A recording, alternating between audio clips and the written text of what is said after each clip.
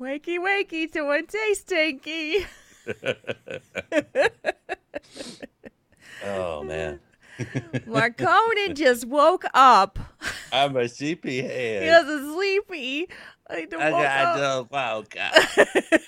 I go in the sleeping I gotta bag. rub this stuff out of my eyes. Why is it so early? Honey, it's not early. You have to wake up. But it's for me. He's a sleepy Conan. Look at that Good, way. I like that good name. morning, Nate. He understands the struggle of third Yes, shift. the struggle is real. Yeah. Hi, chat room. Happy Saturday. Happy Saturday. Saturday. Saturday. It's Saturday. It's Saturday. Yes, it is. It's a Saturday. I didn't stay You up can too almost tell that I just woke up because my voice is really low. I have my bass voice going. I'm all about that bass. When I wake up. When it goes higher after I've been awake for a while. Does it really get higher when you're tired? Like awake for a while, or just like you've run out of voice? It does. I think it's because when you're asleep, all the muscles in your throat are relaxed and they kind of stretch out, just like you get a couple inches tall, like an inch to 2 inches taller when you sleep. Yeah. And then the gravity pulls your spine back down. Same thing kind of when you wake up. Yeah, I know. Yeah, when you wake up, your vocal cords are a lot more relaxed. Yeah. And then as you use them, they get tired and they kind of, just like tired muscles will tighten up a little bit. Same kind of deal. Yeah. Oh, And we have a hello. first-time viewer. Hi, Smoke Monster. Thanks for coming. Hey, thanks for being here, man. Yeah, it's a good show Or to lady. be on. Third year anniversary show. I'll Yeah. take that. And your mom's here. She is. Hi, Mama Conan. Dave. Lemdoran is Dave. He is a tall man. I can attest to this. He was at the Minnesota meetup. And I feel like I always feel short, and I'm 5'5", but I always feel short around my friends because I'm like, all my friends are tall. So it's like I feel very short right now. I'll get you a little box to stand on. I've got my little box, and wait, I have to stand next to you here. Yeah. Okay, we got to put the box up and everybody stand around it. Okay, I'll Well, get closer. it makes it legit for me to hug somebody around the waist then, because it's like, instead of me trying to reach up and trying to go hug somebody tall, it's like, I'm just gonna hug you around the waist. Let's do that.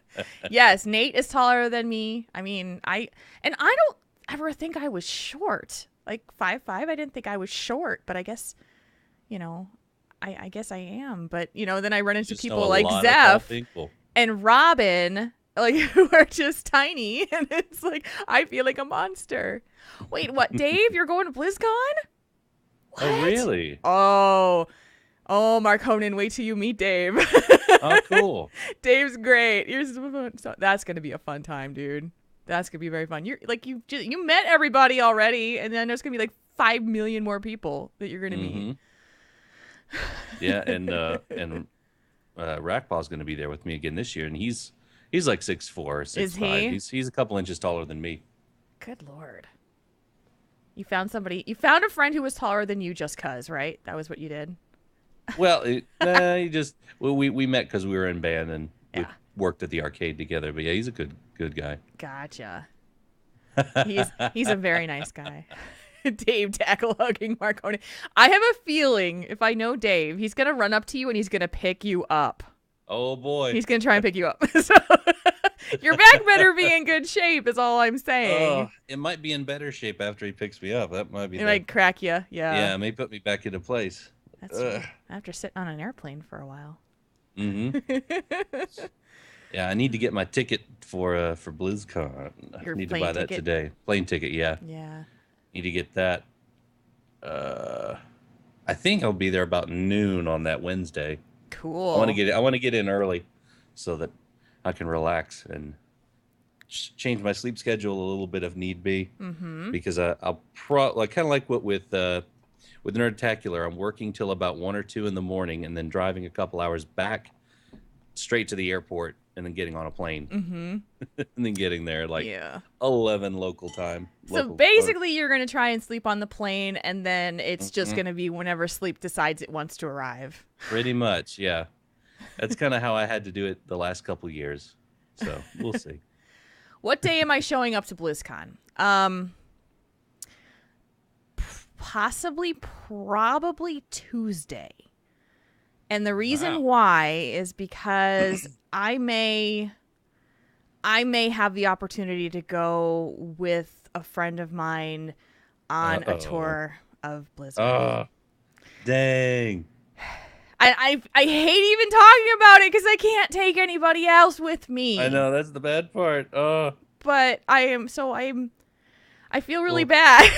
It's like an opportunity that I can't pass up. You can't pass that up. I know, and I'd want to take like everybody that I know, but the opportunity was only given to me and Kane. So I'm sorry, guys. But it's all right. So I probably am coming in on Tuesday, and then we're gonna do that on Wednesday. If we don't know it yet, we don't have the actual confirmation, but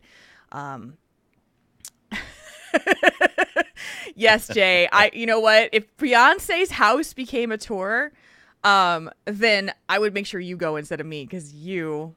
So, and here's just a little bit of a story. So my company that I work for, the eyewear company, does eyewear for Jean Reno, the actor Jean Reno, and so the owner of the company, the designer, grew up with Jean Reno. She knows him, and apparently Jean Reno is best friends with Beyonce and Jay-Z. And so it was like, they're just kind of like, I've never met the man. I've only gotten an autographed picture from him, but you know, it has my name on it, but it's like, it's just so cool. But I just like, so Beyonce and Jay-Z are like, yeah, we're best friends. And I'm like, must be nice. It must be nice. So you're like 3 degrees away from Beyonce, or 2 degrees away. Maybe. I have to do the We Are Live tweet. Sorry. We Are Live. Twitch.tv/Tauren Think Tank. All of my stuff together. And trying to remember what I did this week. Tune in. Oh shit. alphageekradio.com. I can't type today. So we're just gonna put that out there. I can't type today. So let's hope this actually goes through. Boom. Sent to Jules /Moo Jean Reno. So that's just so funny. No, the company is called Zig Eyewear. It's a small independent company. That's where I work. And so really funky, fun glasses. I actually have like a couple pairs of glasses downstairs that I've been trying out to see if I want to wear them. Kane doesn't like them, so I might not get them because he doesn't like the way they look. And I forgot to bring them upstairs for the stream, but maybe I'll grab them later. If we're still wanting to show them off, see what you guys think of them. So, yeah. Your wife is graduating next weekend, right? Yeah, a week from today. A week from today. Yeah, she'll be graduating. You're still good for the show next week, though? Yeah, graduation's at 10 in the morning. Okay, perfect. Tell the cats to bring them to you. Yeah, no kidding. Garrus is asleep on the bed or across the way. The other two are downstairs passed out.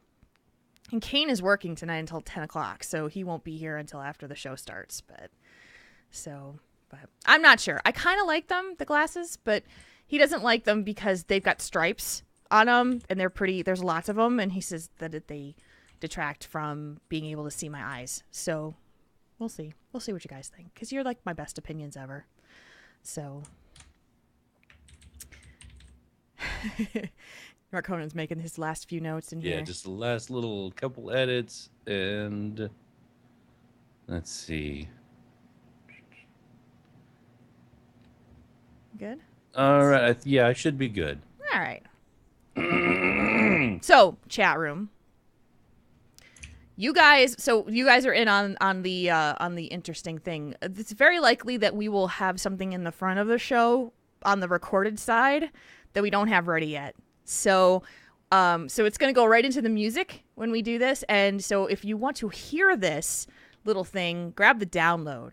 because we'll have, no promises, but we've got something in mind. So we'll probably throw that in the front of the show if we get a chance to do it before I put it live tomorrow. So since Marconan's going to stay up all night.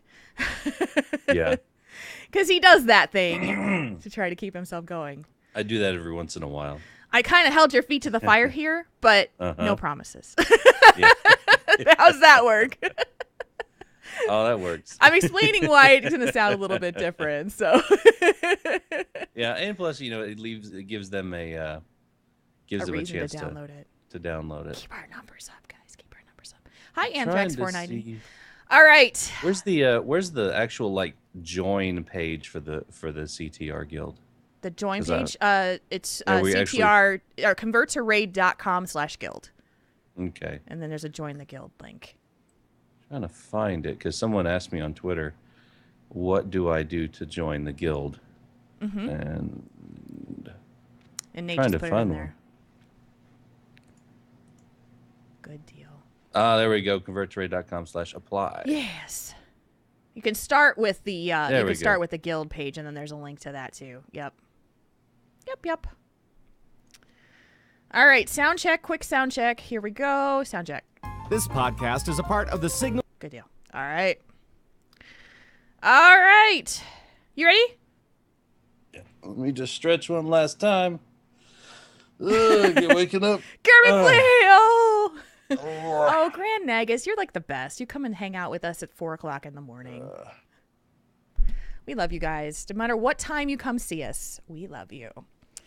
And this is going to be, this is a good show. I'm excited about this show. We have Taste Tank tonight. Mm-hmm. We have a new little segment. And so we'll have some fun. I have no idea what story you're going to tell me. I have no idea what story I'm going to tell you. I have one story I know I'm going to tell you. Yeah, I have one. Okay. Though that I've already told you about, but maybe the chat room hasn't heard it. Do we just pick? Do we just pick one? Yeah, so you can pick whatever you want, or you can make up your own. I just put some suggestions in there to get you started. Tell me a story where you did something really dumb. You were so dumb. Are you so dumb? You so dumb. How stupid is you? Wait a minute. Your birthday is on Tuesday? Yeah. Next week. Your mom just outed your birthday. She did. Your mom totally just outed your birthday, dude. That is awesome. Bonk. Thank you, everybody. Happy early birthday. Oh, gosh. Wait till you get the birthday Twitter lanch. The birthday Twitter lanch is something to behold. It really is. And I'm glad I have my phone on silent during the day because I will be asleep. Yes. But when I wake up that evening, I will send thank yous. All right. You're ready. I'm ready. Chat room, are you ready? Happy early birthday, Nate. Oh, sweet. It's a happy early birthday. All these May birthdays, man. Mm-hmm. There's a ton of them. Happy birthday, Draven Dresden. 2020's birthday is Monday because she's not here tonight, so she's not doing it. Are you guys ready? Let's go. Are we ready? I have to ask the tradition. Are you guys ready or not? I think you're ready, and I'm going to go anyway. But let's do it. Let's do it. All right. We're going to go with the music in 3, 2, 1.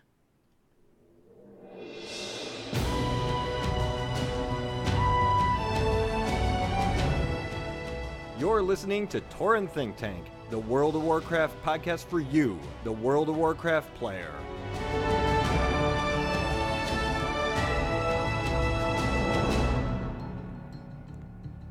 It's episode 145 of Tauren Think Tank. Today is Saturday, May 16th, 2015. My name is Jules, and that man over there is Marconan. Hey, Jules. Hey, everybody. Good evening and welcome to the show. It is not only episode 145 of Tauren Think Tank tonight. It is also our 3-year anniversary. Crazy stuff. It's crazy stuff. I'm like, oh my gosh. So, as part of a 3-year anniversary show, we may have some things in here tonight that are going to be a little different and fun. just because we want to celebrate just as much as you guys do. So the show will still be the show, but we've got some treats tonight. In like actual treats, like real things. We have real treats. Physical treats that are hopefully good treats. I know. Well, this is what we're going to find out. I made sure we'll probably had something that was going to be not so great because then that makes it fun. That makes it fun. So how are you, my friend? Oh, I'm good. I I kind of sort of switched back to days today because I had had a family birthday get together about noon, so that was normally midnight my time. So I actually slept last night, and then I took a nap. But instead of like an hour, I took 4.5 hours, and then woke up right before the show. So I am bright-eyed and bushy-tailed right now, just waking up. As the text that came through at 8:29 said, I just woke up. It's like, I will be right there. I'm coming. Let's let me get up and awake and my eyes open and everything. That is awesome. Awesome. I've been good. Just another week. I've been doing a lot of work this week. But other than that, I haven't been playing a whole lot of WoW. Yeah. Just enough to do my garrisons and stuff like that. Although Blizzard got more of my money this week because they went and gave me another mount to buy. Oh, that's and this one I had to get immediately. So I bought the Mystic Rune Saber pretty much immediately on Tuesday, or Monday or Tuesday, whichever day that was. I saw it and I was like, okay, it's a purple cat that's got mage runes and books, and it has purple wings, and it's a cat, and it's mage-like. I will take it. And so I bought it for myself. Good for you. I actually resisted buying it. You know, I mean, it's a purple cat. Come on. Yeah. I was.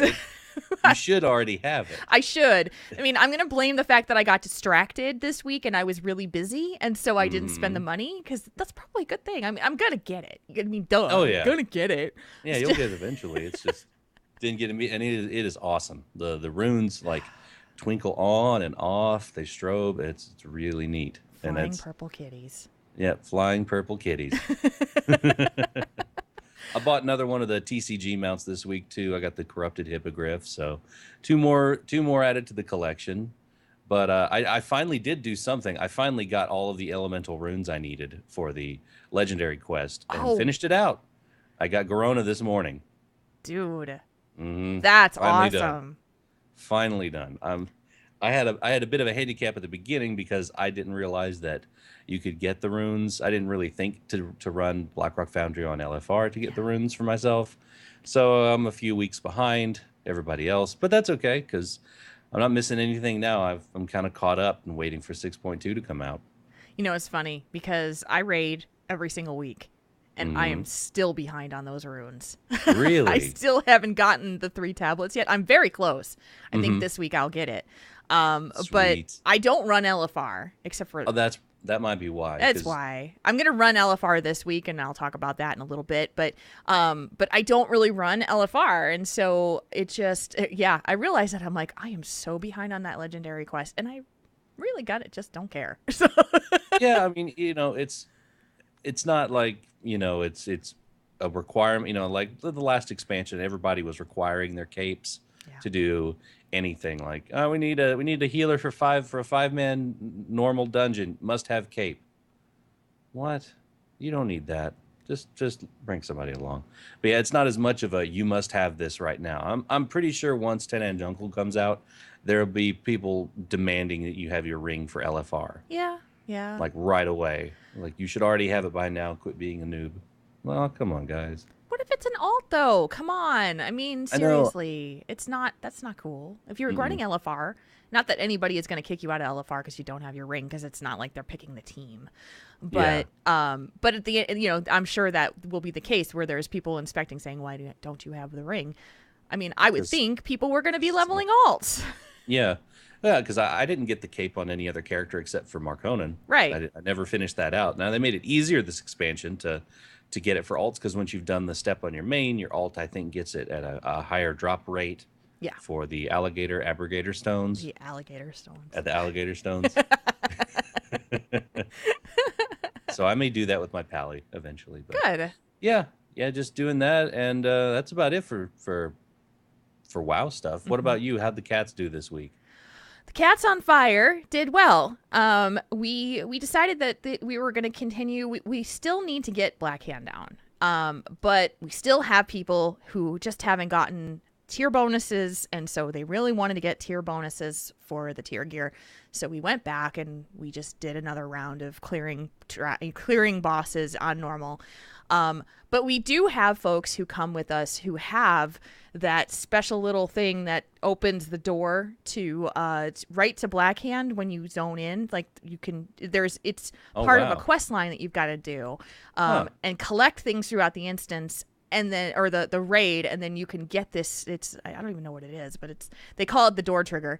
So, because I haven't gotten it yet. I didn't even know about that. Yeah, and so like if you're it's for people who are doing progression or that kind of thing, and you've done it numerous times and can jump straight to Black Hand and kill him rather than having to do all the bosses before him, 9 bosses, and then be able to get to him.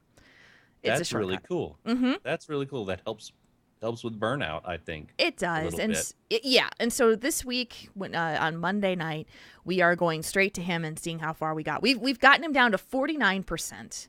Oh man. Yeah. And because what happens is we only raid one night a week, and so it's a very casual team. We're bantering, we're having fun, but we're killing stuff. But by the time we actually get to him after killing 9 bosses prior, it's getting late. People are tired. The people on the East Coast, it's already 11:30. And then you're dealing with this really, really long end fight.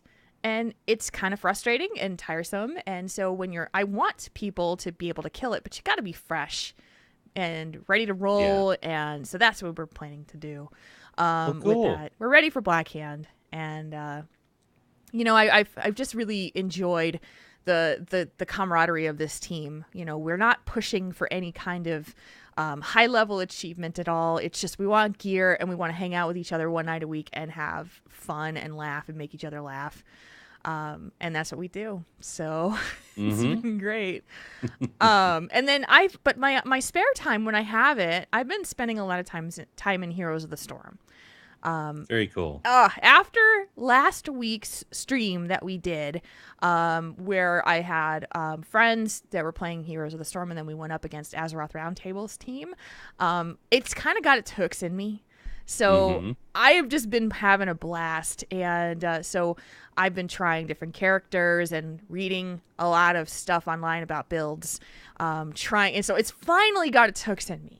And so I started clicking. Yeah, like it just started and I think there's a moment when you start playing this game where you're just like, you got to go through it in the first times. If you've never played a MOBA, you're kind of confused and feeling a little lost. Yeah, me. And you don't quite know what you're doing.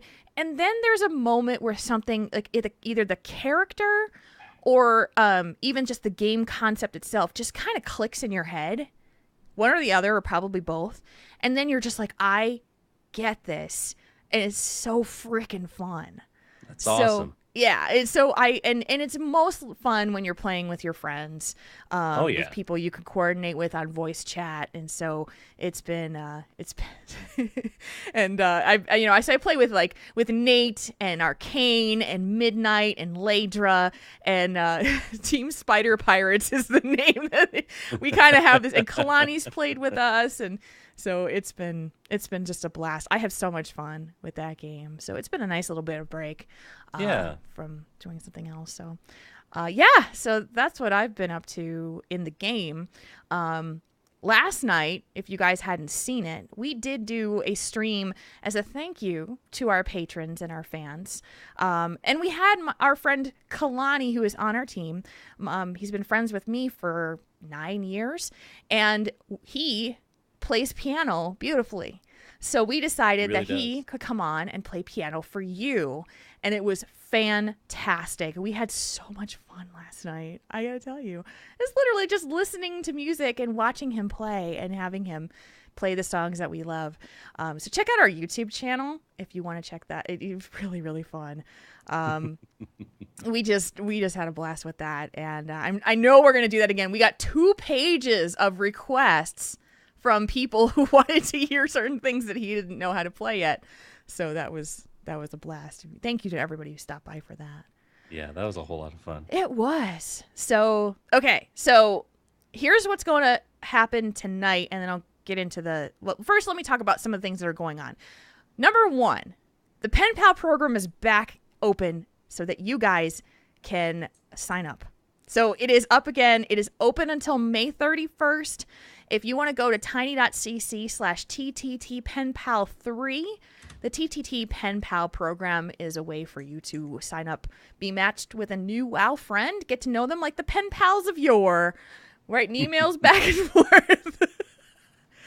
That could be that could be like a little skit, the pen pals of yore. Pen pals of yore. Hello, dear pen pal. Hello, dear. It has been two weeks since our last correspondence. Like How do you confession. fare in Blackrock Foundry? Sounds like you're doing confession. It's been 2 weeks since our last correspondence. I have wiped many raids. Forgive me. So we're super excited. We've got a whole bunch of people who have signed up already. So get in on the fun. We match you up with somebody, and you guys just start talking. You put together an icebreaker question that you want to ask your pen pal. You guys start talking, and the rest is up to you. We just help you find each other. That's it. The other little piece of news is that if you want to come along, I mentioned earlier I'm going to be doing LFR, which I normally don't do. The CTR Guild is putting together an event for me and for Zug to play with you. So if you want to join me and Pat Crane, a.k.a. Zug from Convert to Raid, in the Convert to Raid Guild Alliance side Airy Peak, you can do that by signing up at the event, which is converttoraid.com/guild. It's Alliance, so you got to be signing up to be a part of it if you're on the Alliance side. Horde guys Sorry, and Horde gals. people. So, Sorry. so yeah, this is something that was organized by the event planners of the guild, and so I will be there. It's Wednesday, May 20th at 8 p.m. Central. That's when we're going to do that, so you can come and raid with us. It should be a lot of fun. We're going to do all of Blackrock Foundry LFR. So there you go. Just blow through it. That's right. That's right. It's a fun time. I've done it several times, and it's good to. You always get like the one or two people. If we somehow don't fill up, the one or two people are like, "Holy crap, you guys are running together! This whole guild's running together! Wow!" It's kind of weird. Like people are like, and they're very appreciative. Yeah, because it's actually coordinated. It's so cool. Okay. You guys aren't yelling at each other or anything. You're not calling each other noobs and insulting your mothers. So, yeah. Okay, so here's what's going to happen tonight. We're going to have our normal discussion. We're going to have our normal think tank. Tell Us One Thing is actually going to be replaced tonight, only at least, with a segment that we came up with called Tell Me a Story. And it's just going to be a story time for us to just kind of talk about some fun stories. We've got some topics prepared. We've got some things from you guys already. And we also, as part of a special anniversary, we have a taste tank prepared for you. Yes, we do. Our first taste tank with Marcoden. I'm so excited, Jules. So excited. And this is courtesy of our patrons. We purchased these. We are trying Japanese Kit Kats tonight. Mm-hmm. Weird flavors, dudes. This is going to be fun. So buckle in. The show is about to begin. I didn't mean to rhyme that, but that's okay. You're a poet and you don't even know it. I'm a poet, dudes. All right, let's go to discussion. Let's kick around some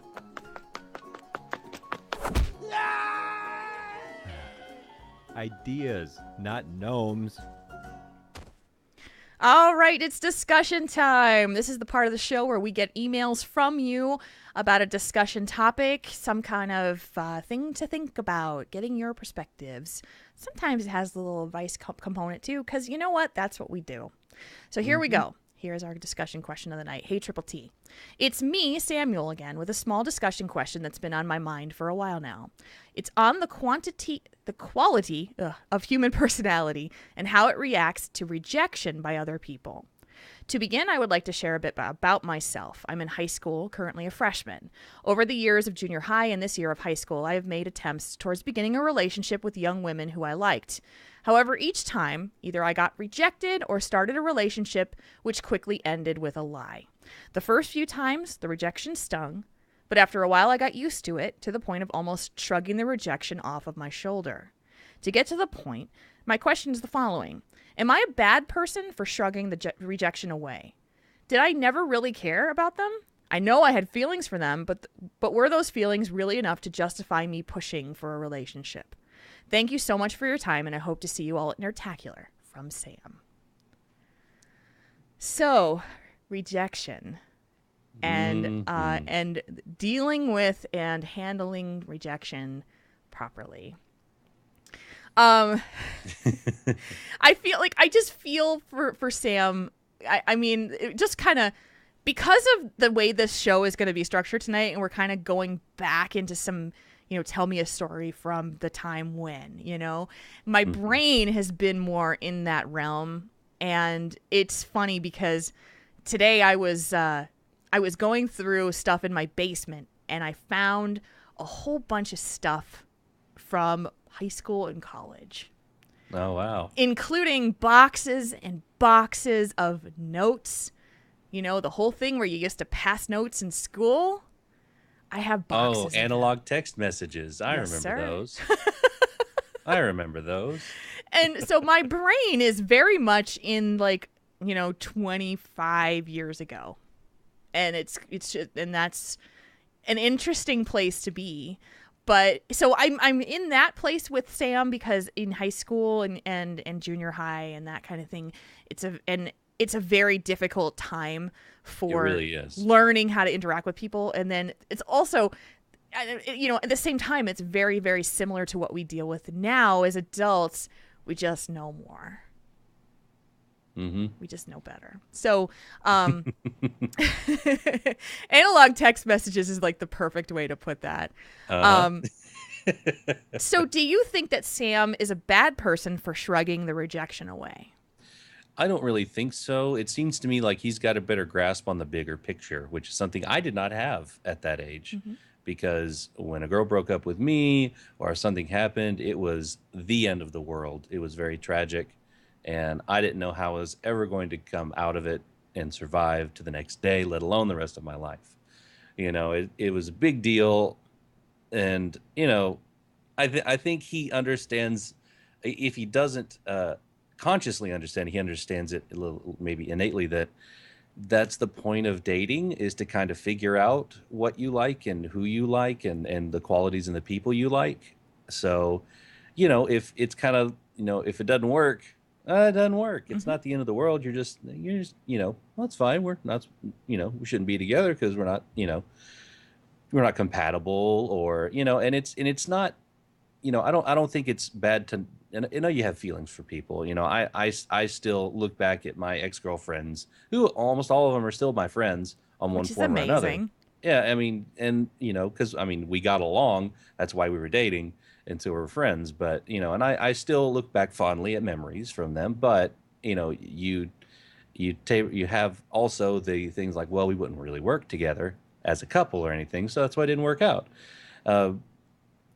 But you can, he's kind of understanding that, yeah, you've got feelings, but if it doesn't work, it doesn't work. Pretty much. I'm saying he's just got a better grasp on it than I know I did.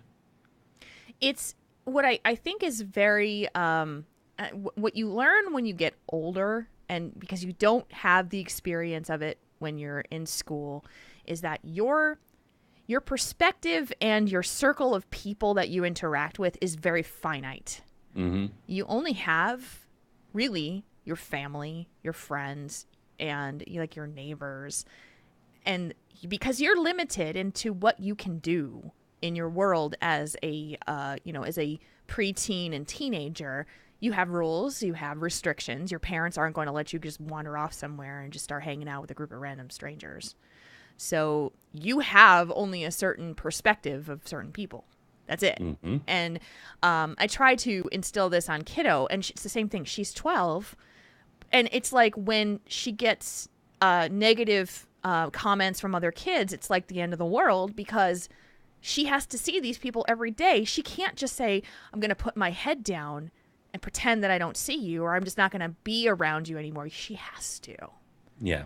And you have to face that. So I think, honestly, high school and junior high and all of that is even harder than it is for us now, because we as adults can just say, you know what, screw that. I'm not going to deal with you anymore.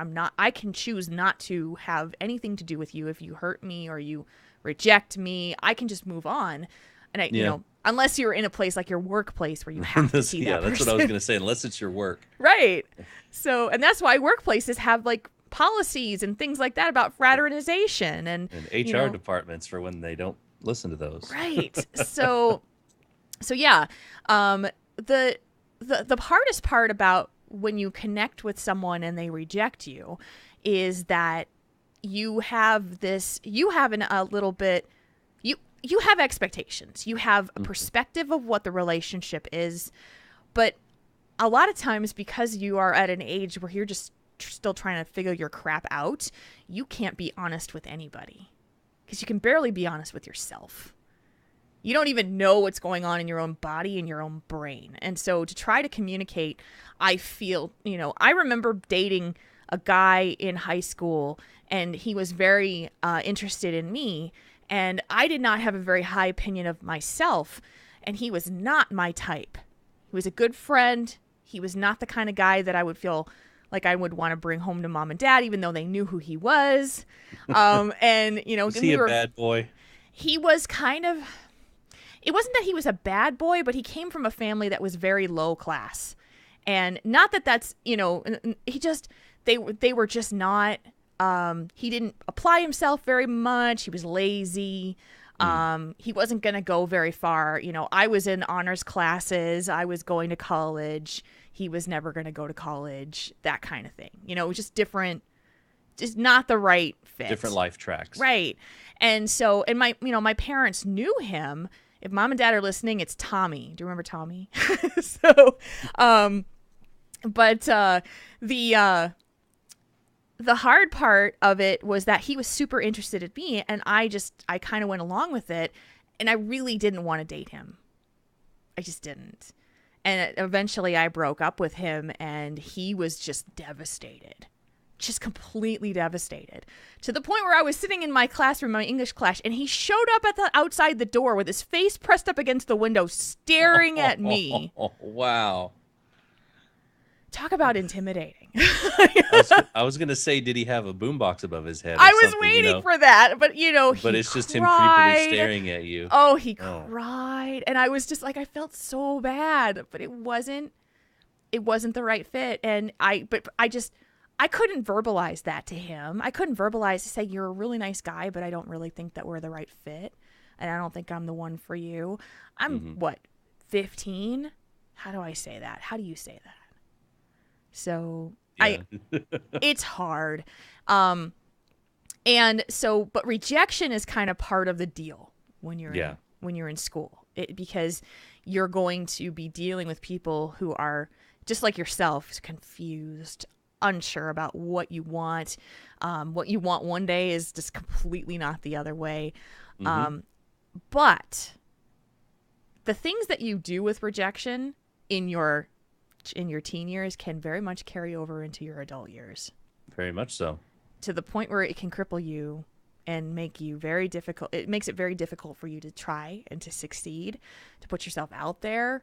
And because you're afraid. You don't want to feel like that again. Yeah, because when you get rejected, it's hard not to think, what's wrong with me? Right. It's very, very hard. It's something I have a terrible time with a lot of times is, I think there's something wrong with me.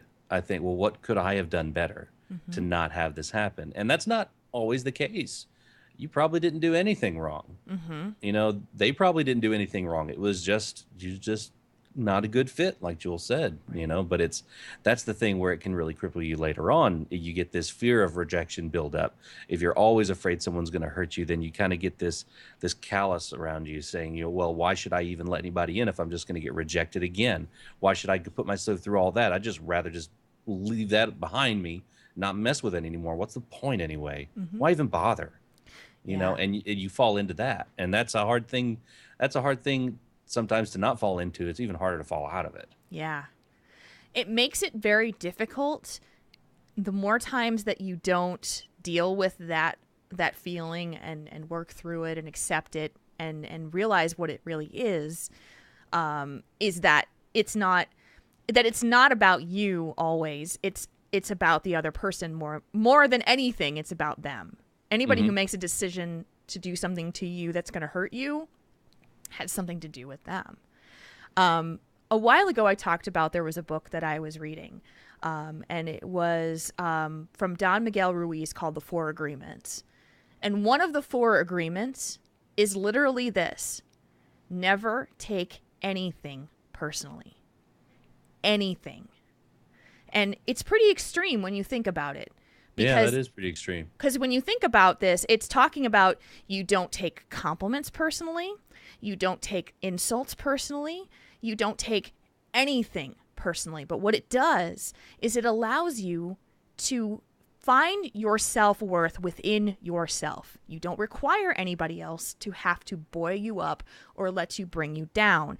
It's part of you. So if you can live a life where you, and this is the theory, part of the book is if you can live a life where you do not take anything personally, you will be much happier. And it makes you think. The 4 Agreements is an amazing book. I've really taken a lot of that in.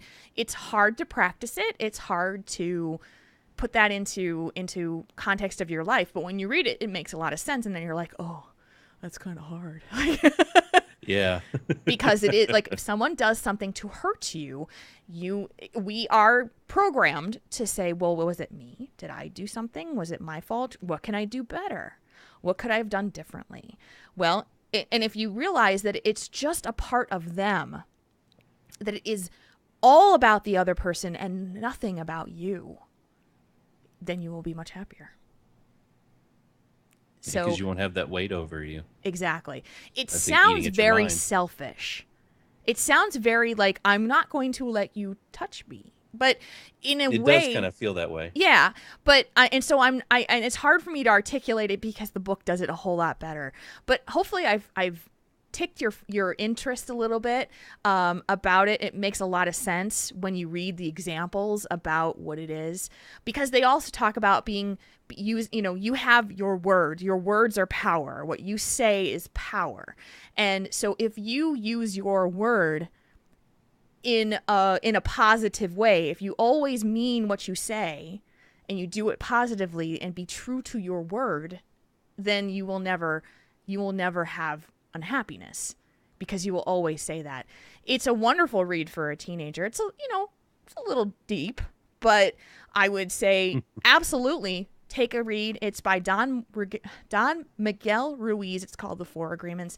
I highly recommend it for just a different perspective in life. Now, putting it into practice and putting it and theory is a whole different thing, but it makes you think. And so getting to the point today, I still deal with people, the fear of rejection, the fear of failure. I mean, it's every single day I deal with that. I had a moment yesterday talking to Kane, and he kind of took me and, mentally shook me and said, you need to stop setting yourself up for failure because you won't try. And because that's the thing is I get in my head and I think I'm not good enough. I can't do it. I'm not brave enough. I don't have what it takes. I'm going to fail. And all those things that hit your head and go, well, just, okay. All right. I'm just going to see what happens and hope that I don't fall. Those kinds of things. I do that a lot. I do too. Life. And, the fear of asking for help, that's part of it. I've talked about that on the show before, asking for help. Does this make sense to you, Marconin? Like these things that I'm bringing up? Well, yeah, it does. I have a problem a lot of times with, fear of failure, and I don't always say nice things to myself in my head. The same, why do I even bother? I'm not even that good anyway. Why should I try? I don't think it'll work out, so why bother? I struggle with that a lot, and it's not a, it's a problem that a lot of people have.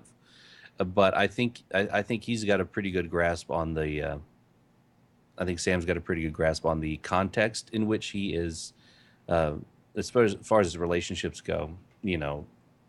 how he's handling the rejection. Yeah. As long as he doesn't, box himself away and start thinking the rejection's always about him. Right. I think he's doing pretty good because he's handling a lot better than I was at that age. Yeah.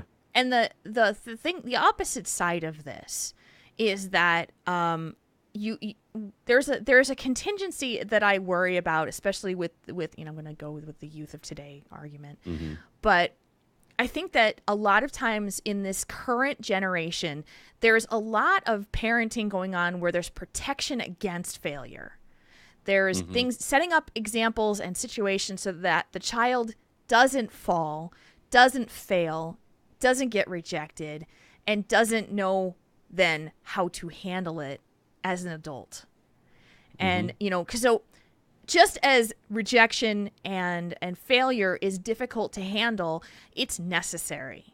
It's a necessary part of life to make you successful, because if you don't know how it feels to lose, you will never want something bad enough.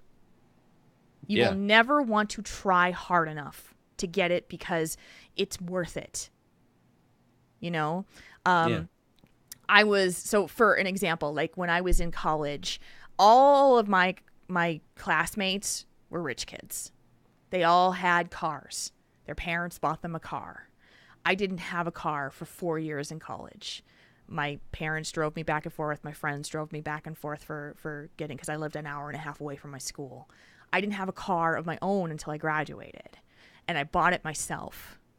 And when I was in high school, I worked all through high school for the money that I earned, and I worked during my summers at college. I worked during my winter breaks at college, so I had money to spend during my college time. I had scholarships and I had financial aid, but I earned my own spending money. And I lived and breathed people who had everything. And so I was in that position where I was just like, I knew what it felt like to work hard. I knew what it was to mean to go after what you wanted, because you didn't just have it handed to you.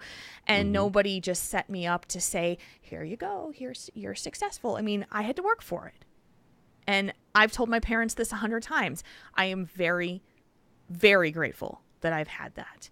And so when it comes to failure and rejection, you have to have the perspective of being able to know what it feels like to fall in order to come back up again, I think. Yeah. It's kind of like building up an immunity. You're exposed to a little bit of it when you're younger to where it doesn't affect you as much when you're older. It's just like getting the flu shot or something. Give you a little bit of it so that you know how it is, and your body gets used to it and knows how to fight it. Just like having failure as a child teaches you how to fight it and not let it control you as an adult. Right. Yeah. And so, like, if you say for your music stuff for you that you did, you had to practice, you had to work hard, you had to earn a spot. And in order, to be in bands, to be in, to perform, you had to earn that right to do it. And nobody just handed that to you. If it had come to you and said, here you go, Mark Honan, here's whatever you want when it comes to trombone playing, would it really have been something that you would have wanted to do as much? Probably not, because then I wouldn't feel as rewarded, after every concert, after every football, basketball game, when I feel like I gave everything that I had, to the point of injuring myself, which I did several times. Yes. It felt, instead of it being given to me, I was giving everything of me to it. And it was a whole lot more meaningful that way. Yeah. Yeah. It's so what I think that if, for Sam, if you want it bad enough, if you want a relationship with someone bad enough, you'll keep trying. You'll keep going after it, but you'll learn from the situations that you have. When you're in a relationship with somebody, if they're just, there's that whole thing about she's not that into you, or he's not that into you. You'll get to understand the signs, and you'll also understand the signs of people who are too into you for the wrong reasons. like that they just want to date you because they want to have a boyfriend, not because they like you. Because that'll happen in school. There are girls that are going to be like, I just want to say I have a boyfriend. It doesn't matter who he is. Yeah. And you want someone who's going to want you for you, and not because of what status symbol you provide to them. Because that's what happens in school. There's just, I remember it. It's like, if you didn't have a boyfriend, then you weren't accepted. And that was in 6th grade, man. That was like, I was hardcore. I remember writing in my journal how sad I was because nobody liked me, so therefore I must not be acceptable. I mean, those are the things that you go through as a kid. It doesn't get any easier in high school, but it gets a lot better in college because you actually have choices. Mm-hmm. And because of your interests, you're around people that have have similar interests. Like for me, when I got to college and I was in marching band and jazz band and everything, I felt like I had come home. Like there were people that had a lot of the same interests as me, and we always had something in common, so we always could agree about at least one thing. Mm-hmm. And and then dating in college and band happens. That's how I met my wife. Mm-hmm. So, in college it gets a lot easier to find people that have similar interests because there's so many clubs. There's so many things, that you can do. Or if you don't go to college, out in the world, you go do your own thing and you do things you like, and you randomly see people that you get along with. If you like going to, the same, concerts or something, you'll eventually run into people with similar interests. Yeah. And I think in retrospect, in high school, you wind up just trying to find people that kind of fit you, that are close enough. Not necessarily your exact fit. And then you get into college, and that makes it a whole lot easier because the clubs and the interests are so much more diverse, and you can seek them out and find your tribe, find your people. And there's very little that makes me happier in my life now than going to things like Nerdtacular and BlizzCon, because we call it Nerd Christmas for a reason. It is our tribe. It is our people. We feel accepted. We feel normal.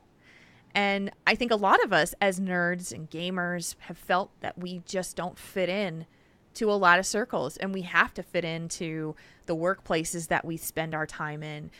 We hide that part of ourselves. And you have a story, by the way, that you didn't mention. You have a story. I just remembered. I do have a work story. A work story, which actually ties in super well to this, because you don't talk a lot about your World of Warcraft hobby, lifestyle, world outside of in your workplace, do you?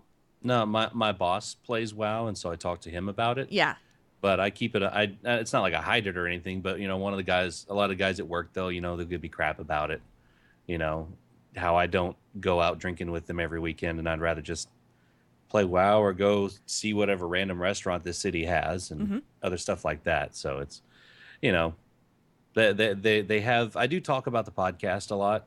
Every so often I'll talk about how things are going, and they like it, and they're like, dude, stick with it. Get out of this workplace. go do this for a living instead. I was like, I'm trying, maybe.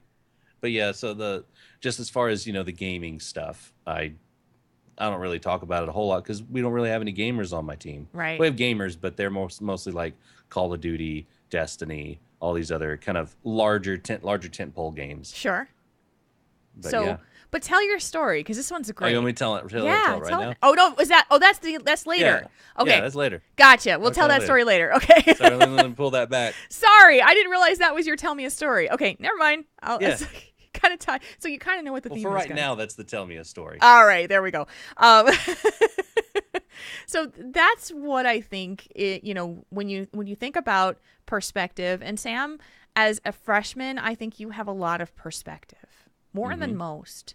Listening to a show like this, where we're talking about more high level stuff in terms of relationships and emotions, it's a very interesting thing to see out of a freshman. I don't think I would be listening to a show like this as a high school freshman. Maybe I don't think I would have either. Yeah. So I think you have already a very good, mature perspective. And just remember, when it comes to rejection, it does help you in future as long as you're handling it in ways that is productive to you and you're not taking it all in and blaming yourself, because that is going to be the biggest part of it. Learn from our mistakes. Pretty much, yeah. Learn from your elders. Listen to us, you young whippersnapper. Nah, but you've got a good head on your shoulders right now with it. Don't worry about it too much, because a lot of the things, from high school and junior high, as far as relationships go, they don't carry, it's not the end of the world, like we were saying. It really isn't. There's much greener pastures on the other side of that diploma. So just stick with it, and don't stress it too much. Good. Plenty of girls out there, plenty of fish in the sea. There are, and you know what? You'll have relationships with people. You may find the love of your life in high school, because there are people that do. Yeah, I know a few. But you may not, and so just enjoy your time. Get to know who you're compatible with, who you're not, what you want from a person, who you want to date, that kind of thing. It's a time for you to learn, and a time to have fun. So, So I hope that helps you some, Sam. And if we can help you out there with a discussion topic of your own, please send us email, questions@taurenThinkTank.com. That's where we get them. That's how we get these. And our show would be nothing without your letters. So we love it. It's what you guys fuel this show with your thoughts and questions. And Sam, we will be at Nerdtacular, so we will see you there. Yes, you will definitely see us. There's a lot of folks that are Triple T fans coming. I'm so excited. I'm just so awesome. excited. I can't wait. So yeah. So let's take a moment now and be excited about something else. Yeah. Just for a moment, because there's some cool stuff happening with our Patreon right now that we wanted to let you guys know about. We'll do it right now. Yeah. Go ahead. Our show will always be free. For the last 3 years, you can go on iTunes, you can go on Stitcher, you can go online to our website, and you can download and listen to the show for free. We will always give it to you free, because we love you, and that's how we do it. But if you feel like you want to support the show, even just a little bit, then we've set up a Patreon page for that. You can even give just $1, and that'll still help us out, because that's how we fuel the show. That's how we're able to do extra things for you guys. We've revised our goals a little bit. We've tweaked them a little bit based on feedback, and we've added goals for a monthly call-in show, also a weekly gaming stream for you guys again. So it'll be really cool. Also, something really cool we've got is Jules is able to get a few BlizzCon 2014 Triple T t-shirts that we had there added to our little Patreon page, so you can check those out as well. We're over halfway to our first goal. We are 80% to our first goal. Which oh my gosh, it's getting so close. It's a database of all of our stuff, and it's really cool. So all of our questions and discussion topics that we've had over the past few years, all archived with easy access and ready to go. So if you guys want to check out our Patreon page and see how you can support the show, you just go to patreon.com/TaurenThinkTank. It's perfect. It's awesome. Thank you guys so much for supporting us. I had to make some quick adjustments to the back of the show right there, because I forgot to do it. I just did that. All right. So now it is time for the Think Tank portion of the show, which we will do right now. Torn between options? Let Triple T help you sort it out.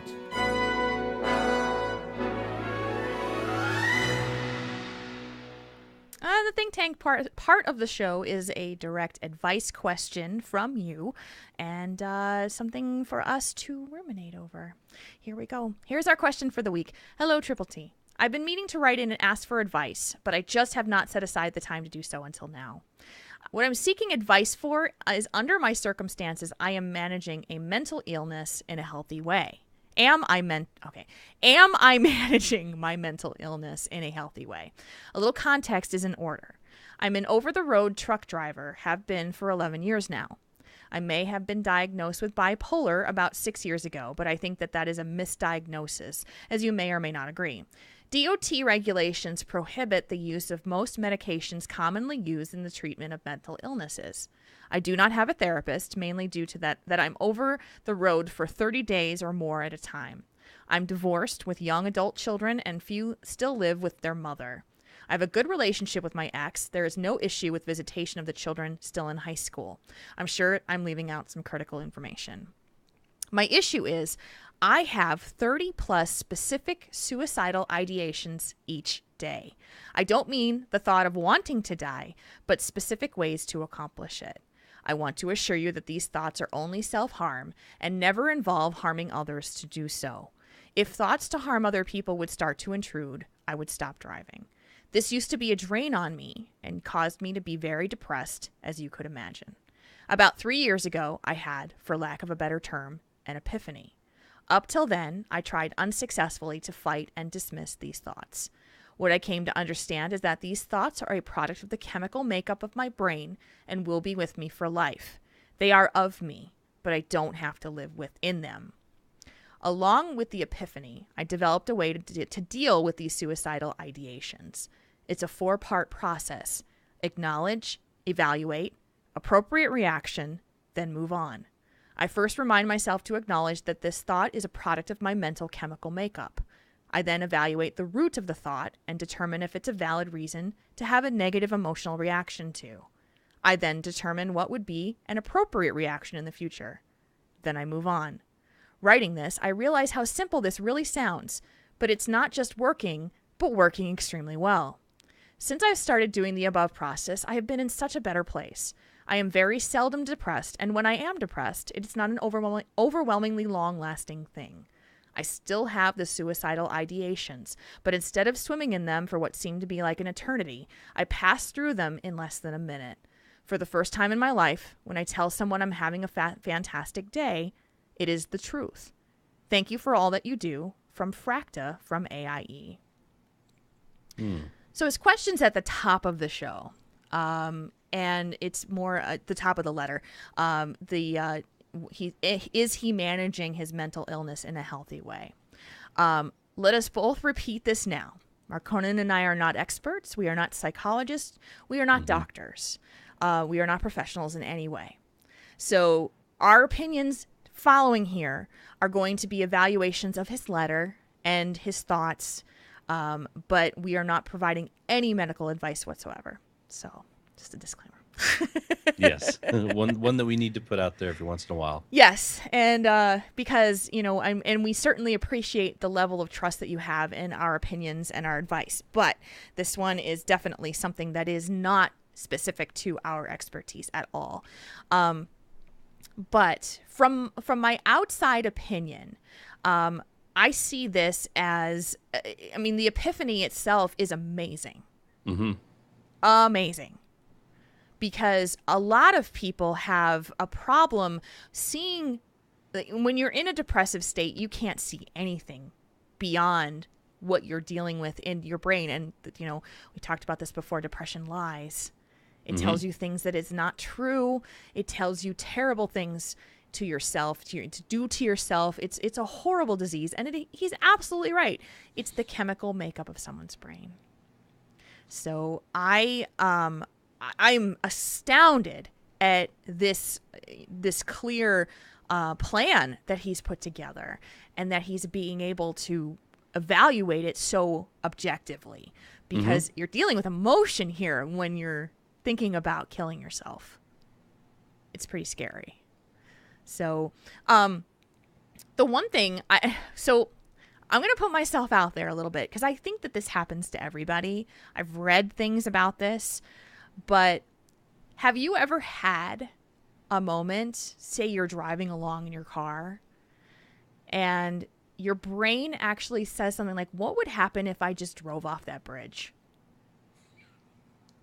Yeah. I think everybody does that. Yeah, it's almost borderline morbid thoughts. It's scary. It's very scary stuff, and yeah.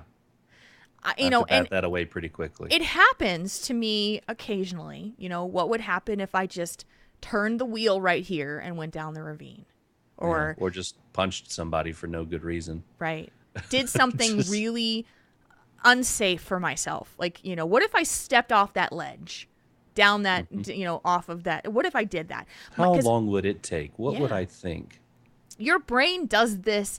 I don't have depression. You don't have depression. So our healthy brains do this. So think about having that for 30 plus times a day. That could be crippling. That's scary. And but I'm here to say, from what I've read and what I have experienced personally, it's normal for people to have those thoughts, and because it's just thinking.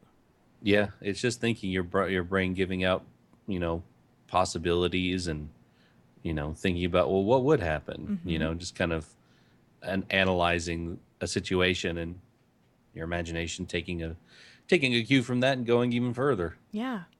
So I find it very, like I said, I'm astounded and amazed that he has gotten this grasp on such a difficult thing to say.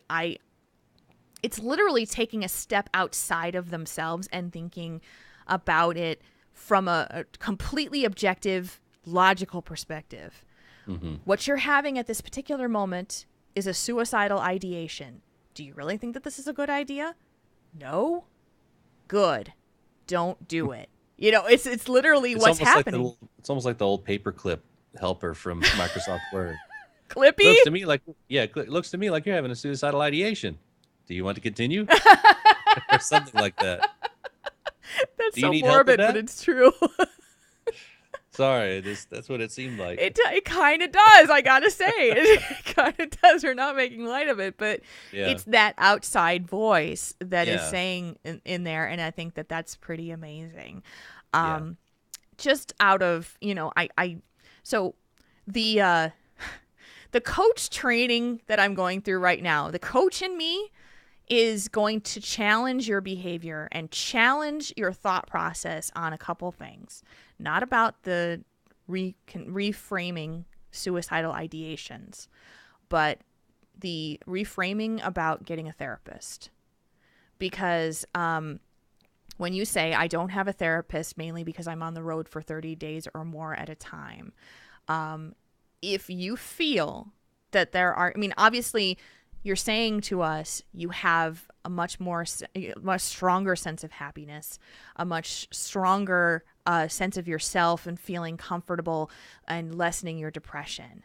But I would challenge your thought process to say, is there another alternative to saying, even though you are on the road 30 days a month or 30 days at a time, is there an opportunity or an alternative where you can have someone to talk to on call if you needed it?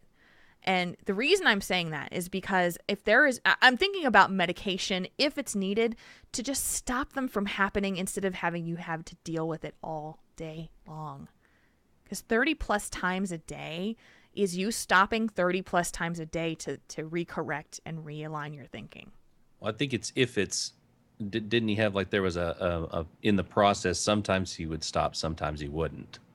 Yeah, so I understand that medication isn't necessarily a possibility for the job.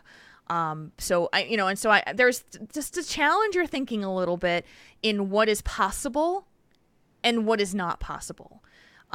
So if therapy for medication is not possible because of your job, and you want to keep your job, but I'm just wanting to make sure that the complete person is being treated in a way that is healthy.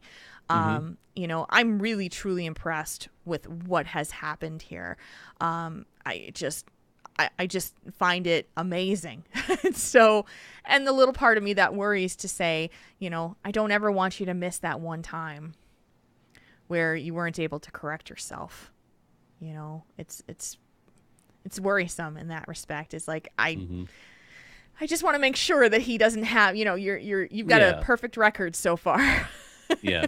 Well, and aren't there's got to be some kind of alternative for people who can't be in a physical therapist, like in a physical office with a therapist once a week. Right.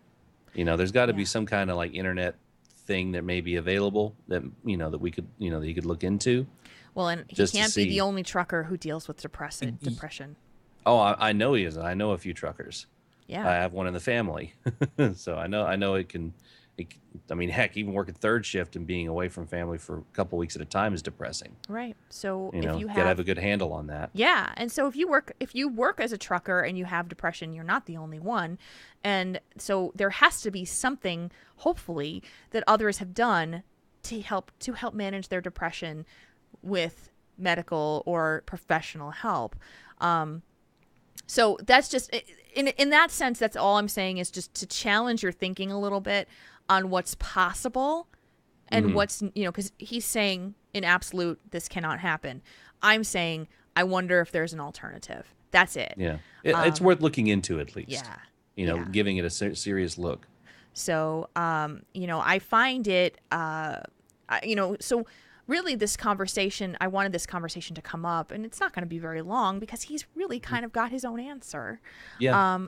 But I thought this was a really good way to bring it up to the audience for those who are dealing with similar things.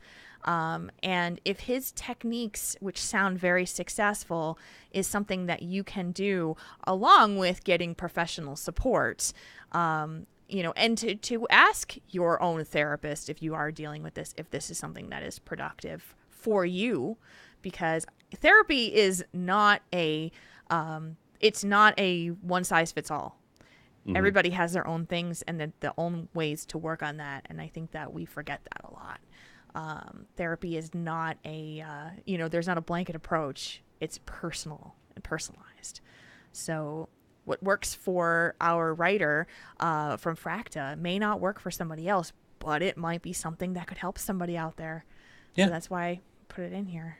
So it's not the normal kind of letter we would get because he's got an answer. Yeah.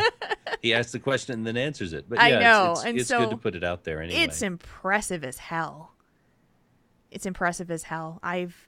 I've worked with and seen and talked to countless people who have depression. We just saw something like that this week in our community on Twitter. If you're not a Twitter follower, if you're not in the Twitter community, in the WoW Twitter community, you may not have seen this, but there was a member of the community who posted a picture of a pile of pills and said, "Let's do this." And then followed up with a tweet that said, "First pack down. So long. Thanks for all the fish."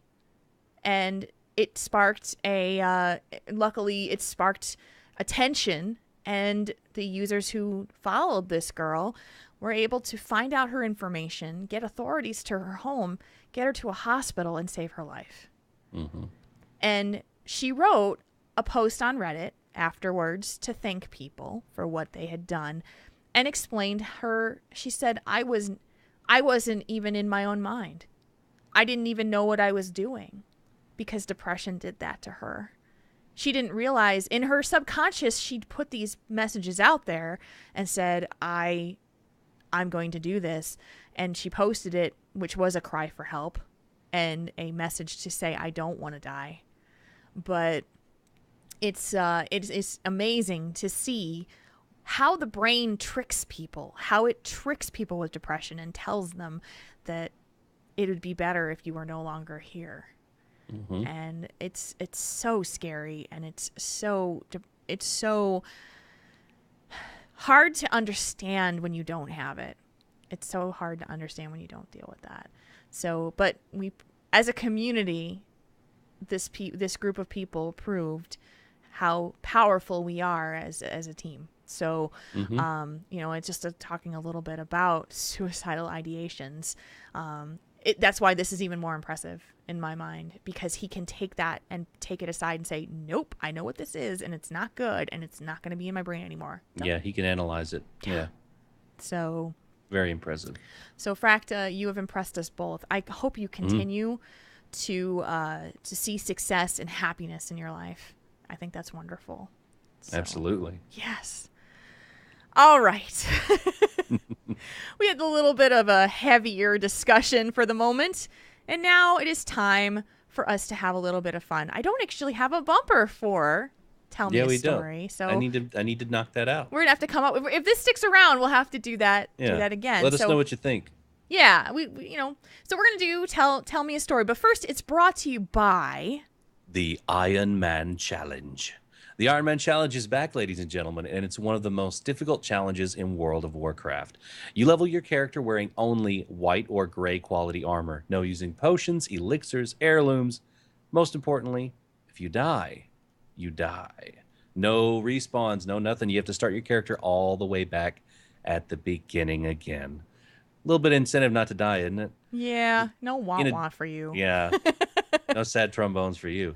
In addition to the Iron Man Challenge, they've added 2 additional challenges, those for the peaceful pacifists and the ravenously bloodthirsty. Over 1,000 Iron Men and women have accepted this challenge since the Cataclysm, but less than a dozen have succeeded in this ultimate test of endurance and skill. Are you up for the challenge? The Iron Man Challenge is now hosted on wowchallenges.com. You can also find them on Twitter at wowchallenges. So, if you're a little bit bored with wiping on Blackhand, or you're thinking about, oh, maybe I shouldn't, I'll just kind of stick around, or tired of your garrisons, or whatever you're tired of in game, give it a shot. I tried it once, and I got to about level 14 on my mage, and then I died. Then I was like, I need to do this again sometime. It was actually a lot of fun. It's harder to do on a clothy, unless you're a warlock, because I'll tell you what, those the tanking pet classes, they do a lot better. Yeah. Most of the ones I've seen are those. But yeah, if you guys want to try that out, or heck, even just look up tips and stuff like that, just check out wowchallenges.com or hit up wowchallenges on Twitter too. Perfect. Okay, so we're going to do something called Tell Me a Story. So it's story time. And we asked for your stories and your suggestions for stories. And we got one from Memeth, who said, I would love to know about your first speeding/traffic ticket. Mine was age 17 and 18, driving home from Wally World. I'm on a semi-back road and doing 35 to 40 on a 30-mile-an-hour road. Cop got me from a trap. Speed changed down to 30. Judge dismissed it, but I had to pay court costs. Womp womp. Wah wah. So, what's your first traffic ticket? I don't remember specifically my first one. I do remember one though that happened. It was in college, and I forgot to renew my tags. Oh. Like my tags renewed in April, and that was like finals time, and that was a very stressful semester, and I just flat out forgot. So it's about this time of year. I'm about 2 weeks into May. And I'm driving back to my hometown, and I stop in this I'm driving through, and there's this little town that's known for being a speed trap, really, really bad speed trap. And the officer pulls me over and tells me, and I start telling her, I was like, man, because I honestly didn't know. I'd forgotten. I was like, I'm so sorry. I'm at college up here, and finals have been really, really rough, and I'll get that. Is there anything I can do? And she's like, oh yeah, here, this is just the ticket. If you get it, if you get your tags renewed, like, because it was on a Friday, and I was like, I will go in Monday and get this done, and I won't drive in the weekend. And she's like, well, if you do that, then just come up to the courtroom, and you'll come up on the court date, and you'll be fine. So I get my tags renewed, everything's good, and I go to the courthouse, and this is a tiny town. Yeah. The courthouse is in one of those prefab buildings you see people build sheds and sometimes churches out of. Tiny, looks like a shed. And I go in there, and I'm in a shirt, tie, slacks. I'm going to go see a judge, so I'm dressing up for that. Yeah. Not extravagantly, but I want to look professional in that. And I get in there, and this is like small town Arkansas, so there's guys in boots and jeans and trucker hats that haven't shaved in like a year and a half, and it's like they haven't even kept it up. Every stereotype you try and think of when you think of Southern is in that courtroom, and it's just a giant like conference room with the judge on a podium, and the judge, I'm sitting there. I sit there for about maybe 20 minutes, and the judge looks at me, and it looks like he's looking at a fish out of water. And so he just kind of motions for me to come up, and I was like, Your Honor, here's my, this and that. And it's like a 1 minute conversation. He's like, so okay, you got your tags and everything. All right, you can go. Like no money exchanged or nothing. And he was like, all right, you have a good day. It's like, thank you, Your Honor. Like, it's the first time I'd ever talked to a judge. Wow. So I'm basing it off of, courtroom dramas of how to address a judge and be, that, and I, be very respectful. I was scared because I didn't know what to do.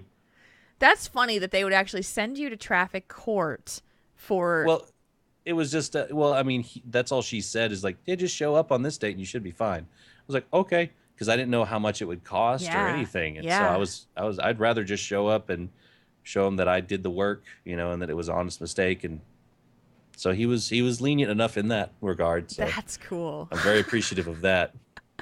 So Jules, when did you first end up on the wrong side of the law? Oh, so mine was not until, so when I was in high school, I was driving around in the hometown that my father was the chief of police of. So I was kind of like immune from ever getting a ticket, which was great. So I didn't get my first traffic ticket until I lived in Illinois, which is where I moved to right after I graduated college.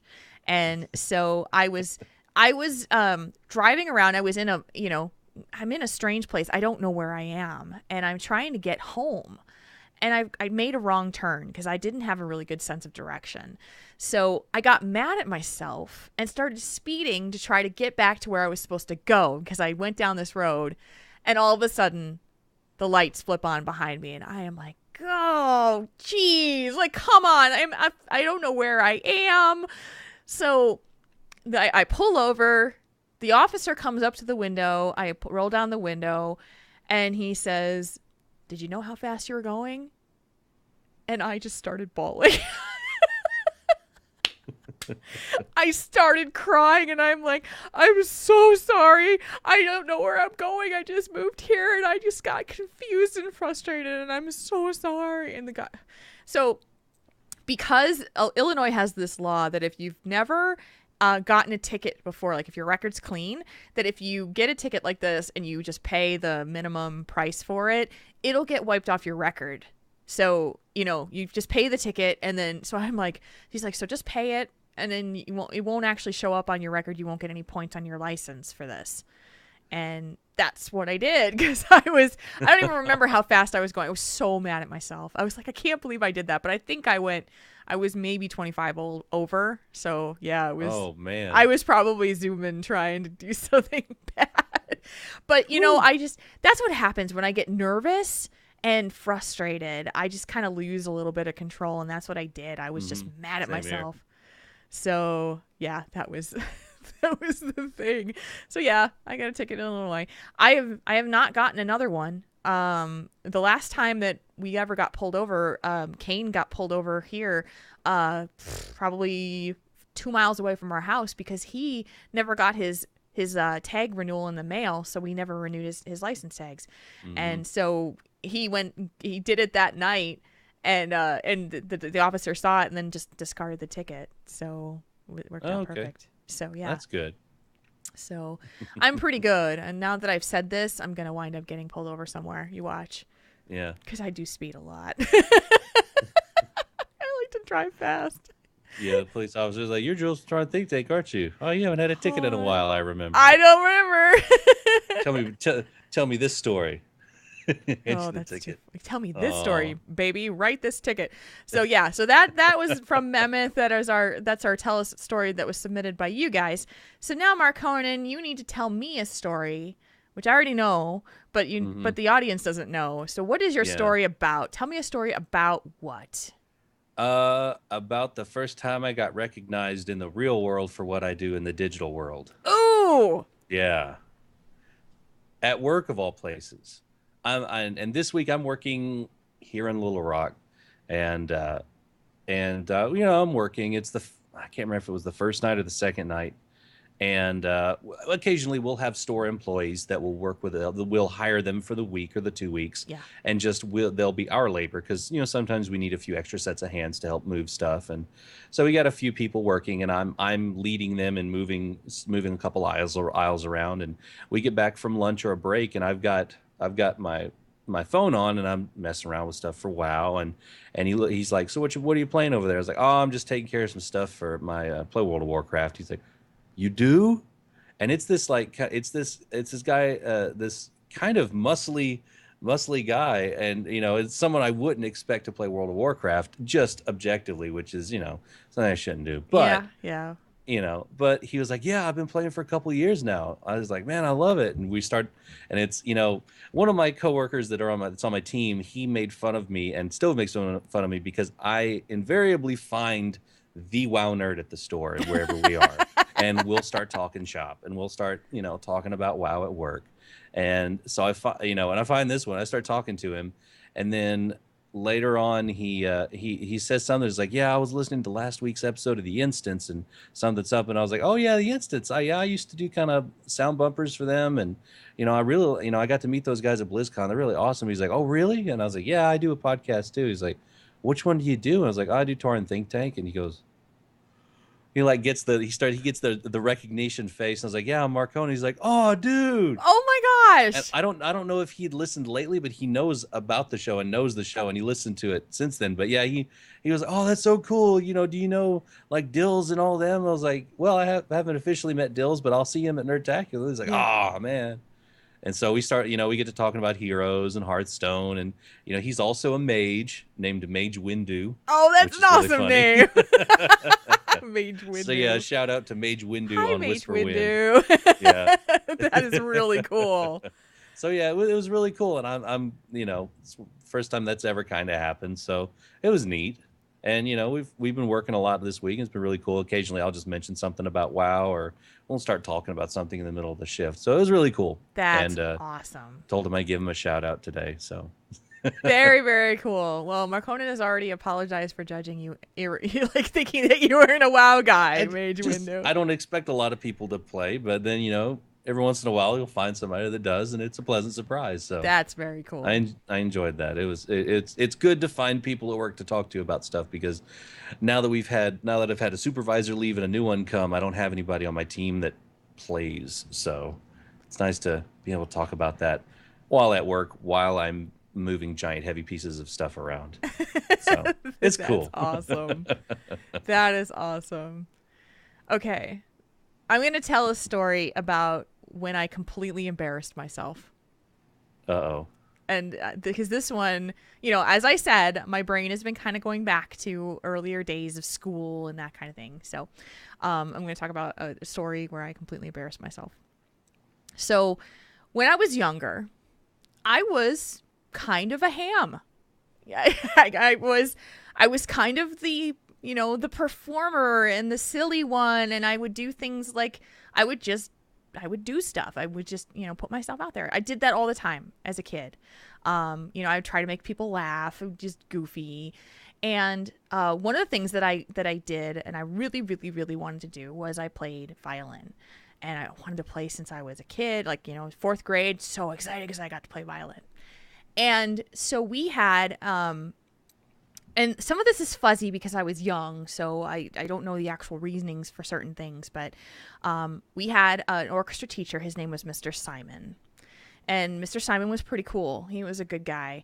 And I really enjoyed him. I actually got to take private lessons with him. My mom would drive me over and I take private lessons. And so I really got to know him really well. And for some reason, and I'll never know this to this day, Mr. Simon got fired, or was being let go, or was being transferred, or something like that.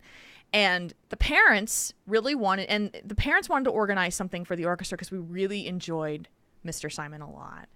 And so I think my mom kind of organized this, and we got him a present. And when we had our concert, I was supposed to bring him the present on stage and say thank you to him for everything that he did.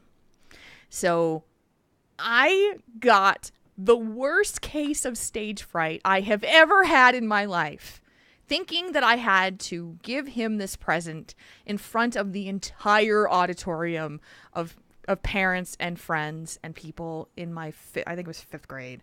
My parents will correct me if they were. Oh, wow. And so I had the present. I was shaking, and I had to walk across the stage and hand him the present. And all I remember is that I handed it to him and started bawling on stage in front of everybody saying, I live in society, yeah, and then ran off the stage, handing him this present. And my mom, I just remember running to my mom sobbing because I was just so embarrassed. I completely lost my shit. I just lost it and cried and cried and cried. And people made fun of me for weeks over that, like, because I cried on stage. And so I honestly think that moment in itself, like the stage fright of having to do that, changed me quite a bit in terms of being like the ham and the performer. I'm like, I'm never gonna do that. So,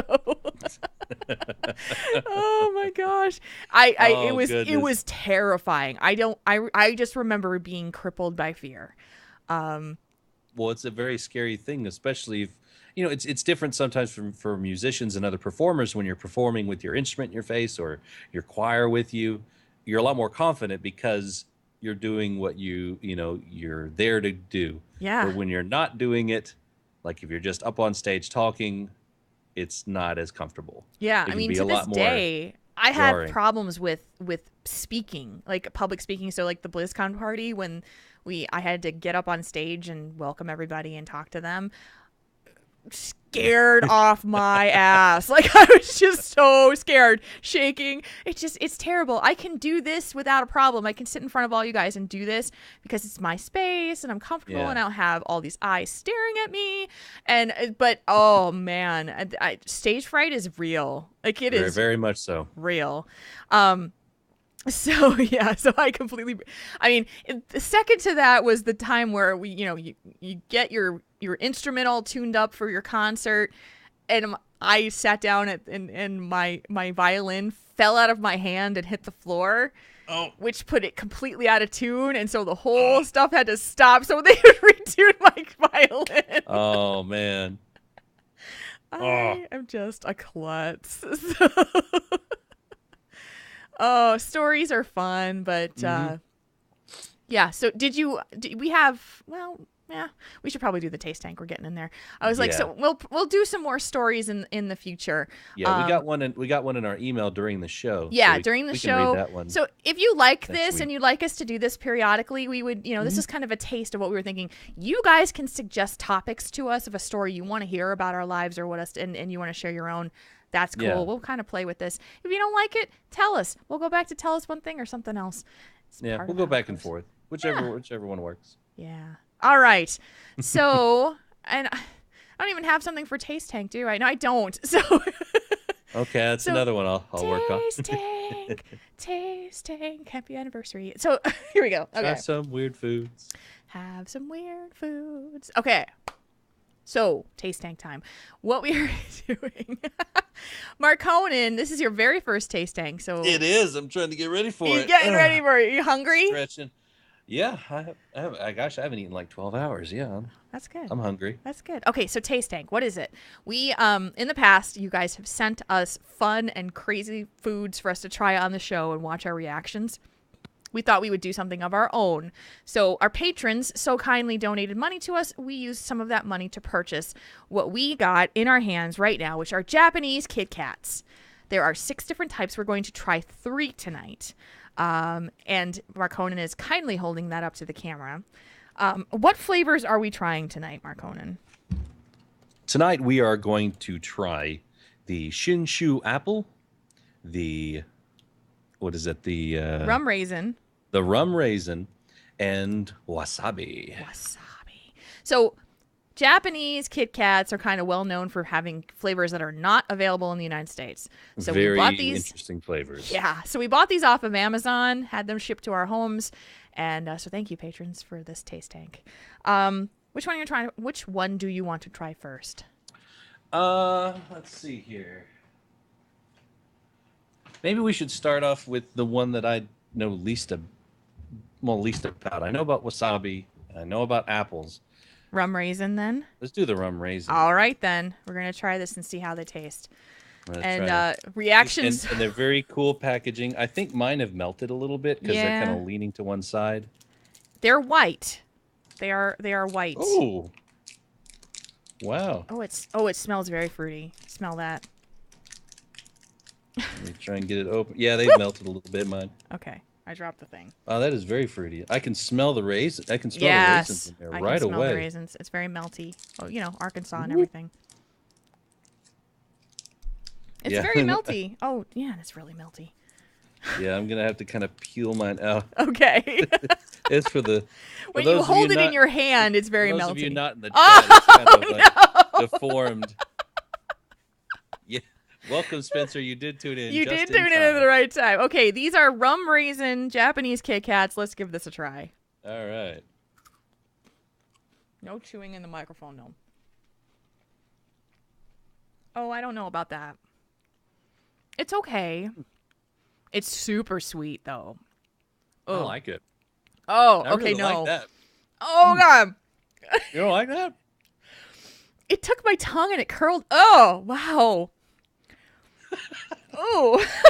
I like this. You like this? Yeah. I'm like, it's so cloyingly sweet. Like, oh. I woke up my taste buds. I like that. Oh, I don't know about that one. Kane, don't worry. There's copies of these. There's a second one of each of them. Okay. No. Rum raisin is no, in my opinion. That one's a thumbs up for me. I like that one. All right. I'm glad I have water for this. Yeah, I know. I got some water, too. Oh, Spike. No, you don't. Hang on. I dropped the wrapper, and Spike decided he wanted to go after it.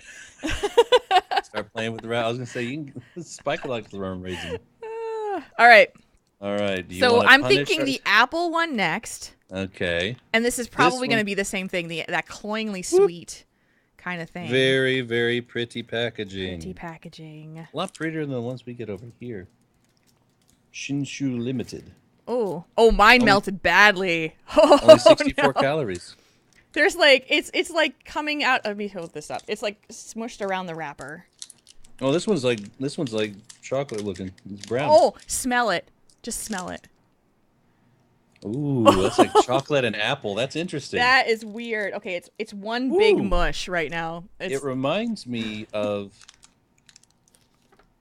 It almost reminds me of the apple pie moonshine. It does smell like that artificial apple smell. Yeah, it does smell a little bit artificially. Yeah, this one's not.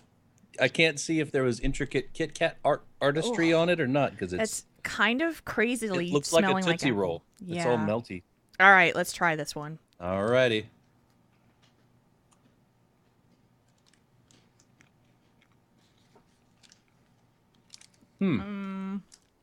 It's not bad. It's not bad. It's chocolate and apple, and it tastes like a Kit Kat soaked in apple pie moonshine without the moonshine. I don't know if chocolate and apple are a good combination though.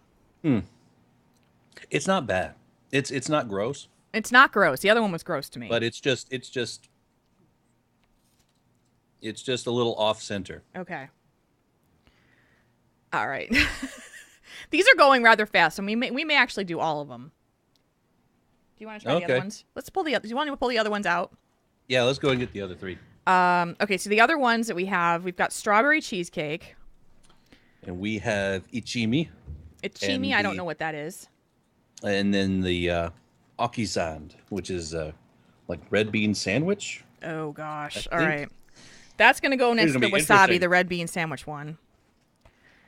Let's try the very the pretty presentation one. As well. They're so pretty. Very, very pretty. I know you guys that are listening on the download, just on the podcast, aren't getting all these visuals, but you can always check it out on the YouTubes. Let's try the strawberry cheesecake one. Aki-san. Oh, this one's white too.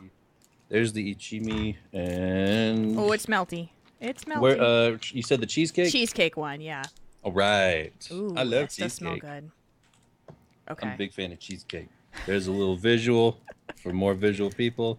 Yeah, chat room. You guys got to come up with show titles tonight because 2020 is not here. Yeah. Whoop. Okay, it does smell relatively good. Strawberry, very strawberry, with white outside. Mine got a little melty. Don't do that. There we go. Got a little melty. Yeah, I imagine if this was not melted, to be easier to get out of the package. I know. Oh, it's okay. Smell it too many times. It is a little too much. Yeah, I don't know about. All right. I love cheesecake, but I don't know. Me too. Let's give it a shot. A shot. Okay. Give it a shot. Mm-hmm.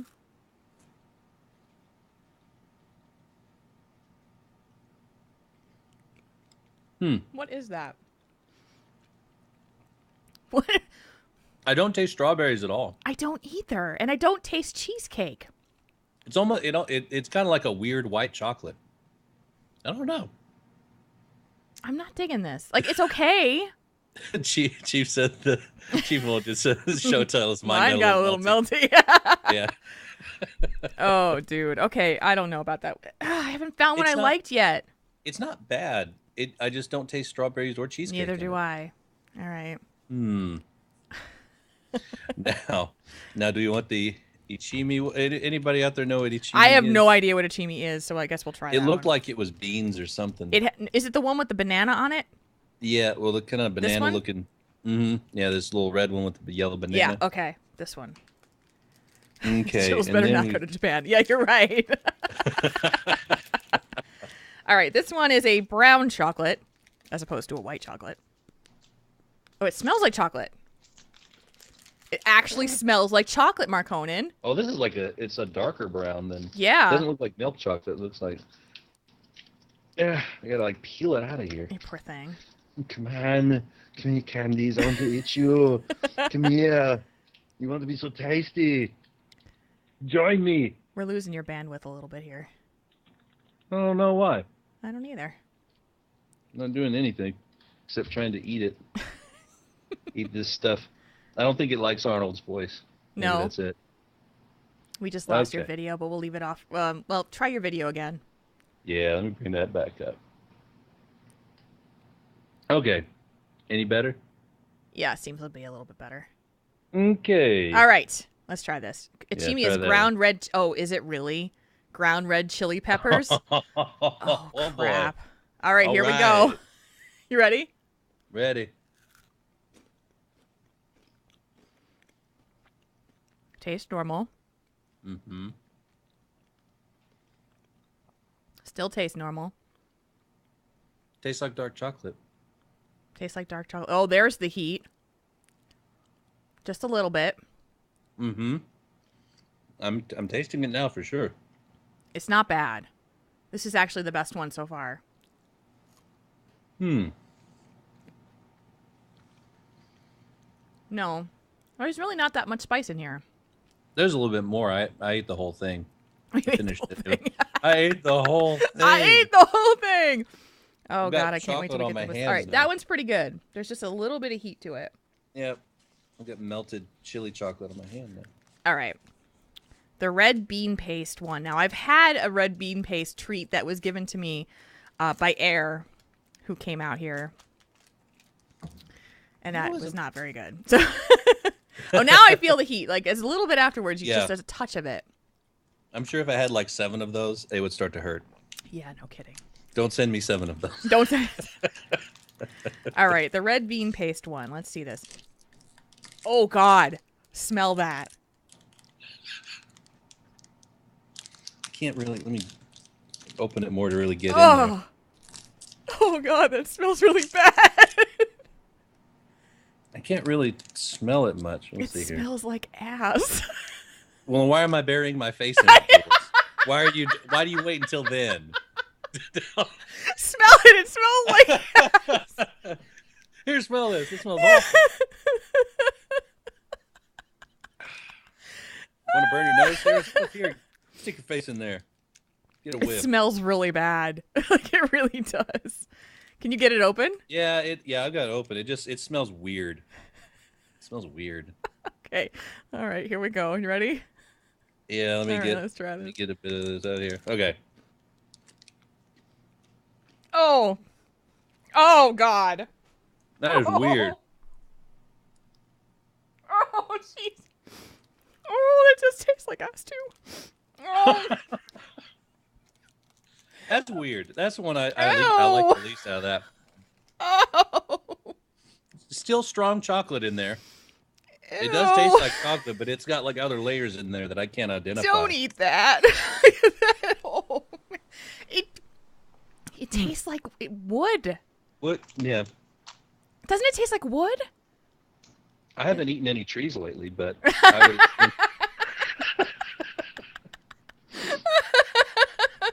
Yeah, it's not.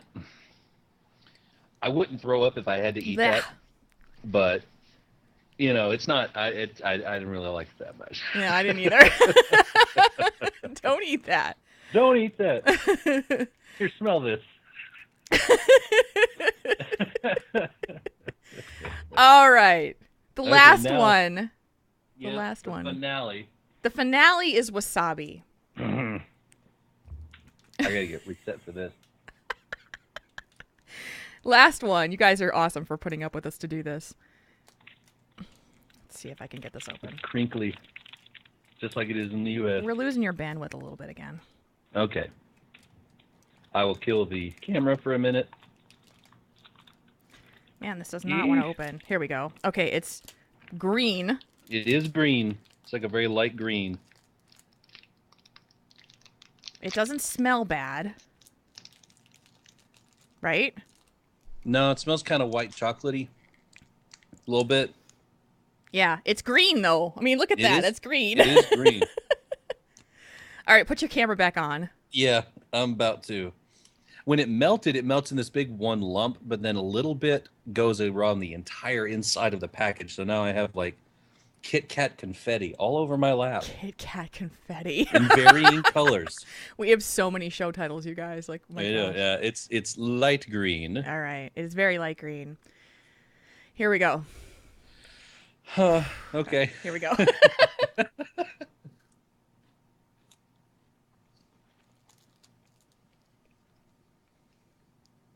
I'm waiting for the spice.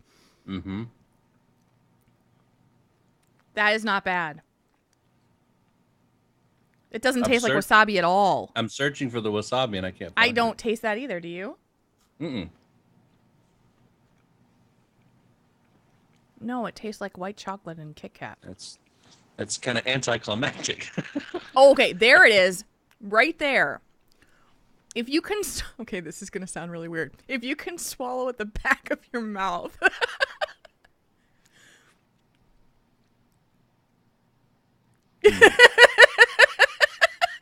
I'm not getting it all that much. Yeah. Weird. I don't know if our taste... I got a touch of it if I swallow it in the back of my mouth. Well, that's where the heat will usually get you. If it gets you really bad, it'll be in the back of your throat. Yeah. Okay, the bean paste one was the absolute no, don't eat that. Oh my gosh, that's funny. Yeah, the bean paste was the least enjoyable. Yeah. So I liked which one? Which one was that? You liked the first one, the rum raisin one. I liked the rum raisin. That one was tasty. Well, Kane, there's a whole pile of them upstairs. You got to turn your camera off again, I think. All right. Go ahead and do that. We'll finish the show that way. So that's the Taste Tank as an amusement for you guys. Thank you, patrons, for the purchase of this. Your money went towards purchasing these from Marconan and I, and this is a lot of fun. If you ever want to send us something for Taste Tank, please do. And you can send us an email at questions@taurenThinkTank.com. We'll get you the addresses of where you can send them. We'll do this periodically. I hear that we've got another one on the way because I've gotten an address request for me. Oh. So, yes. So we have got another one on the way from Bimini, I think. So. Oh. Thank you, Bim. So, yeah, this is something we do periodically as well as an anniversary. Thank you. All right. Let me grab some water before I try to do anything more. It's all very cloyingly sweet. My gosh. It is. I'm gonna need to eat like a steak or something. Yes. Just get some savory flavor in there. Savory stuff in there. All right, let's do some feedback right now. Ladies and gentlemen, we now bring you... Wow, that's a lot of feedback. All right, first letter. Dear Jules and Marconan, I'm listening to your words, and I hate disagreeing with you, but you're wrong. There's a huge difference between fishing for compliments and needing some positive feedback. When you have zero self-esteem and a minus in the confidence ratio, often you don't feel like you deserve the nice things you're being told. Excuse me. Ooh, water. I'm 48 years old, raised and born in Australia, came to the U.S. 6 years ago. I could not believe the sheer arrogance of the people as a group I was meeting. Individually, they were great. As a group, OMFG, what a pack of complete twits. I'd spent my entire life helping people in various ways, and a pat on the back or a smile was above the thanks. But that's what was work. It was what worked. I come out here and I offer help, and I'm looked at like I've grown an extra head. I see someone else doing something construed as helpful, then fishing for the thanks. From Lady Birdness, aka Miranda. Do you think that this is somewhat of a cultural thing when you're talking about that part of it? I think so. I think that's an element to it. Is there's just a different mindset in the culture. Sorry, I'm still getting the Kit Kat confetti. I off. know. At least we can't see you brushing it off. Yeah, I know. I'm trying to it fell on my speaker, and I'm trying to get that off. But yeah, I think there's an element to it there. I do agree with her that that there is a big difference between fishing for compliments and just needing some positive feedback. Mm-hmm. But I think that in conveying it, like there's, it's kind of like sending emotions over text message. It never gets interpreted in the right way that you intended. Sometimes, just some positive feedback can be misconstrued or something. So there may be a little bit, not quite lost in translation, but lost in transmission maybe. Sure. That we're getting like some cross signals. Sure. I mean, I understand the differences with people. People are not necessarily as comfortable with someone helping them without expecting to say, well, what are you trying to get from me? What's the catch? Why would you do this for me out of the goodness of your heart? And sometimes I do think that's a cultural difference possibly between Australia and the United States, that we may be a little bit more cautious and unwilling to accept generosity from others without thinking, what's in it for them? What am I going to have to do in return? That kind of thing. And then, of course, the fishing for compliments afterwards. Yeah. And that could be not only a cultural difference between Americans and Australians, but also various groups of Americans, because, we're different all across the country. Some places it may not be as bad or maybe different, depending on where you are. So. Oh, gosh. I mean, it's such a different culture, even between like the East Coast and the Midwest, or the Midwest and the South, very, very different in where you live and what is acceptable with others. Absolutely.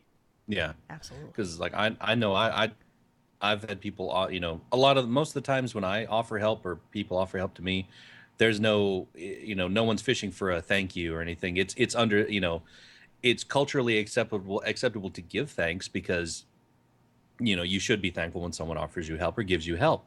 But and sometimes when because I'm a notorious door opener. Mm-hmm.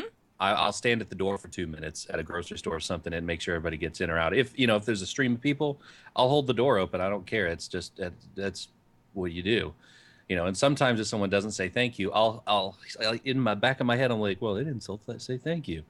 But it's not like I was, it's like back in the back of my mind. I don't, it doesn't bother me if they say thanks or not. I'm just doing it because that's what you do. Yeah, that's what I was raised to do. You just do it. That's the nice thing to do. Yeah. And so it doesn't, I'm not like, excuse me, you're supposed to say thank you. Where do you think you are? Besides like Kroger or wherever you're at. Exactly. Excuse me. I did something nice for you. You do it nice to me back. Get back here and I won't open that door. I'll keep it shut. I'm just going to shut it in your face. Yeah. So, yeah, I mean, there's a bit to that, so. That's awesome. Thank you, Lady Birdness, for your feedback. It's okay to disagree with us. It's all right. Yes. We're not going to have the same opinions all the times. From Cruentus Relic. Is that right? Cruentus Relic. Thank you both for everything you do on Tauren Think Tank. It's always refreshing to listen to. That was awesome to receive this week. Thank you very much. Yeah. This made me smile. It's good. It's refreshing to know you guys like what we do. Oh, absolutely. You want to read the next one? Yeah, this one's from Deckholm.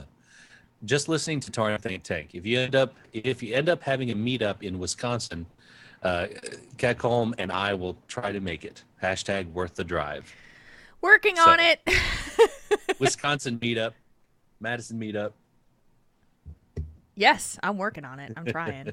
Just got to figure out like when and where and how much. It's like because trying to reserve a place usually on a Saturday is going to be the tricky part, and not having it cost like crazy amounts of money. So we'll see. I'll probably do some work on it.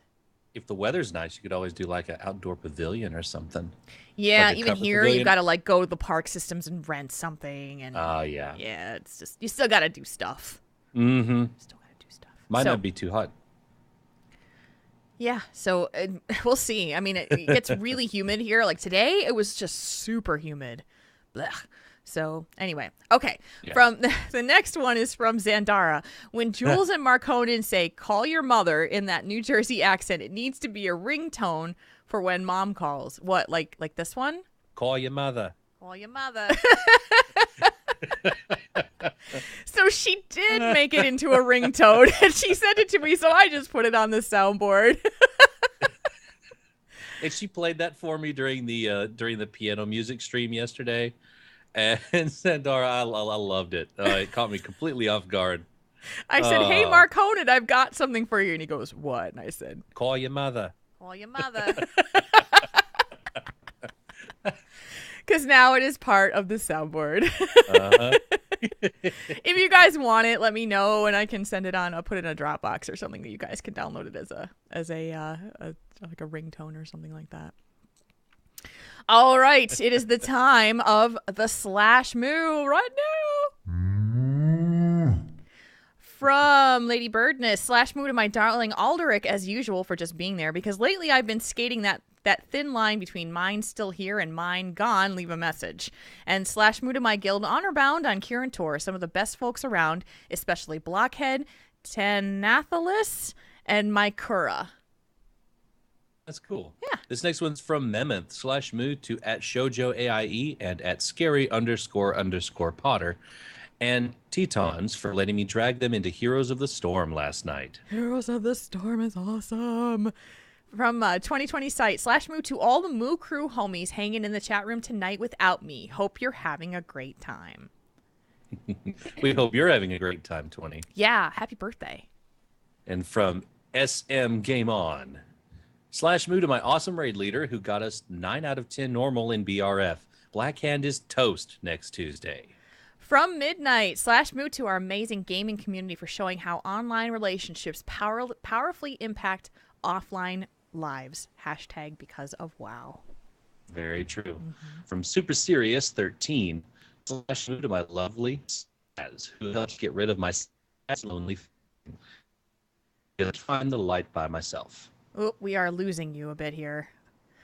I'm going to read that one again because you cut out about 3 times in it. So it's from Super Serious 8. Super Serious 8. Slash moo to my love. No, it's 13. Super Serious 13. Slash moo to my lovely Spaz who helps get rid of my sads and lonely feelings because I often can't find the light by myself. How we doing? Let's see. Okay, that's better. Okay. And you want to read the last one? Sure. This one's from Ballas Wow. Slash moo to Alpha Tai of Proudmoore. He formed a group for Siltide using the group finder. One rare mount down, lots to go. And another slash moo, this one for Tagara of Manaroth. He put together a nat group. 2 rare mounts in 1 day. That's awesome. That is so good. I'm so glad I talked to him the other day or earlier today on Twitter. And he's been using that group finder. It's such a good tool, guys. If you don't know about it, just use that group finder tool, go into custom, and just keep an eye out. And those rare spawn mounts, people will say, hey, found Siltide, found Knock, found all Pound Fist, for crying out loud. Any of those rare mounts. That's how I got all of mine, was in the group finder. So that's the way to do it. Just keep an eye out. Check every 20 minutes or so. That's super cool. That is very cool. Yep, definitely do that because it's the way that people are doing it now. If you're trying to farm it yourself, it's going to be a much more difficult effort for you. Yeah, and it's so much awesome now that the mount drops for everybody that loots it, not just the person that tags it. That is the biggest awesome improvement they made to that. Make it fair and not competition. Mm-hmm. And it shows because people are willing to help. Yeah. It gave them an incentive to help and help farm and help, camp for all of these. Exactly. To make sure everybody gets one. Exactly. So those are our slash moves tonight. If you would like to send over a slash move for somebody, you can do so on Twitter at Tauren Think Tank. You can send us an email at questions@taurenThinkTank.com. You can go to our Facebook page. It's facebook.com/Tauren Think Tank. And you can put it all there. Pretty awesome. Mm-hmm. Our show is available on iTunes and Stitcher and a whole host of other places, including our website at TaurenThinkTank.com. And if you do find us in a place that does review, if you would kindly throw us a review to help other people find the show, it is so appreciated by us. And we thank you for listening on the download if you are not with us on the live show. Because, Saturday nights is not something that everybody can do. So if you're listening on the download, we are thankful. If you do want to see our Taste Tank on the video, you can go to our YouTube channel. You can just search for Jules Scott on YouTube and find the videos for Tauren Think Tank on there. And we'll have the entire episode up there as well. Mark Honan. Jules. We made it to the end. We did. This is our third year doing the show. And I thought that I was going to be able to just say, oh, yeah, it's just a normal show, just everyday, normal show, right? Mm-hmm. And so I'm getting ready tonight. I was kind of bopping around the house, and I decided to take a shower later in the evening, and of course, that's where you start to think, right? Mm-hmm. And that's when the tears began. Oh. Because I realized that it's not just a normal show. It's not just a normal, just everyday passing that you can say we achieved 3 years of something that means a whole heck of a lot to both of us. And so I just wanted to say thank you to you, Mark Honan, because this year has probably been one of the most challenging ones that I ever had. But I can say for certainty that this is the best year of Tauren Think Tank by far. And it's because you're with me. So. Well, thank you. And, thank you. This is it's something that means a tremendous amount to me to be able to sit here after 3 years and say, we're still here, especially after what we went through. I also just want to say a quick thank you to all of our fans for sticking with us through all of it, through everything, through those who have been with us from the beginning, those that have come and found us recently. You are the reason that we are here. You are the reason that we stay here. So there we go. There's the tears. Thank you guys so much for everything that you have given us, because I don't know where we would be if it wasn't for you. So yeah. This makes my life so much better, and my life is so much more fulfilled. I've seen this community grow into something that I would have never imagined it to become, and it's all because of you guys. We have the most incredible fans that I have ever met in my life, and I am so grateful that we have the opportunity to talk to you every week and that you want to hear what we have to say. So definitely. There's my waterworks through the day. And I thank you guys so much. Yeah. I want to thank you, Jules, for sticking with it after all this time. I know the day that it happened, I was so afraid of what would happen to this show, because the show meant a lot to me. It was, I don't listen to a whole lot of podcasts during the week, and this is one of them. It's one I never missed. When after I started listening, and I was, I in my mind, I was clawing at every single possibility. What can I do to fix this? What can I, I'm here to help. What can I do? I will do anything to fix it. Who do I need to talk to? What do I need to say to do? I will do anything. And the thing that I had not thought about was the thing that happened, is that I would join the show. It didn't even enter my mind until you first told me you were thinking about it. And it's been a blessing for me to do this and to be here with you every week. It's, I love getting the chance to help people, and if I can do that in any way, I want to at least try. And for me to have this kind of a little bit larger platform to help people, then awesome. And I couldn't ask for a better co-host to do it with. Thank and you. It's been a wild ride. Yes, it has. I'm just glad to be here. This year is it because of being through challenges and having to come back again and reinvent and regroup and move forward. I found that I had a lot of strength that I didn't realize that I had.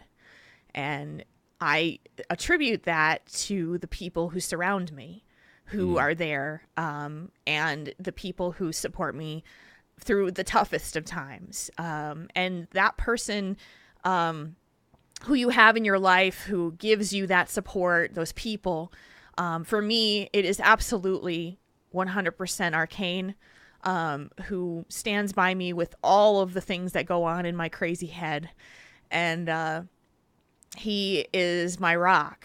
And I don't think I would be able to be sitting here in 3 years and saying that I was successful. I don't necessarily think it's always successful, but we always try. And so thank you, Kane, for everything that you do for us. Thank you, Mark Honan, for being there when I needed you. And thank you to our fans for telling me how much it meant to you to have this show continue, because I don't ever want to see it go away. We're seeing right now a world where World of Warcraft is changing, and our world is changing. But I realized that tonight, Tauren Think Tank doesn't have to change, and necessarily, even if World of Warcraft changes, because it doesn't define who we are. We're Blizzard gamers. We're gamers. That's it. And we're people.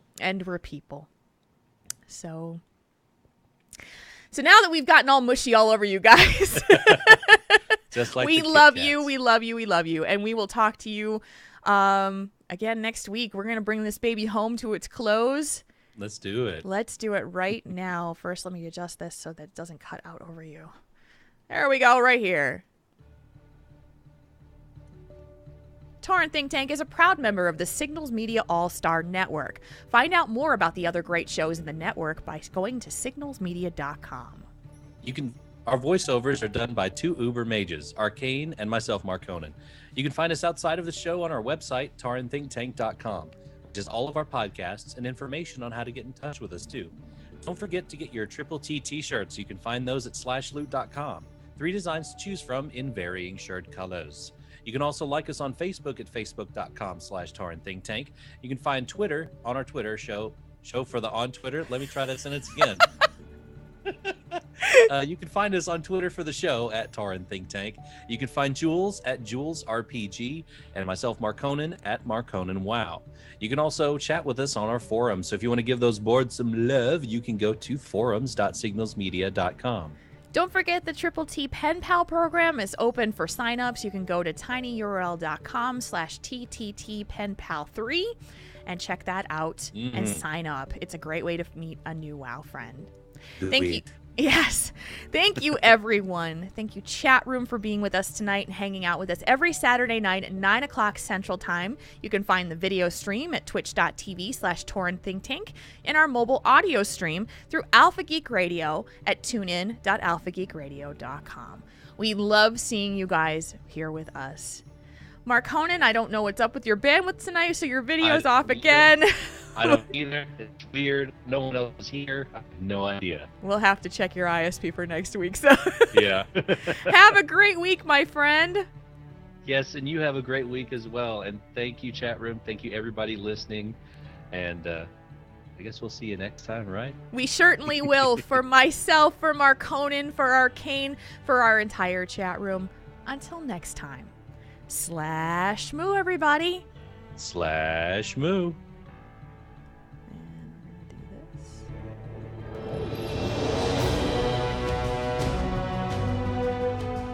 Tauren Think Tank. We make your problems less bad.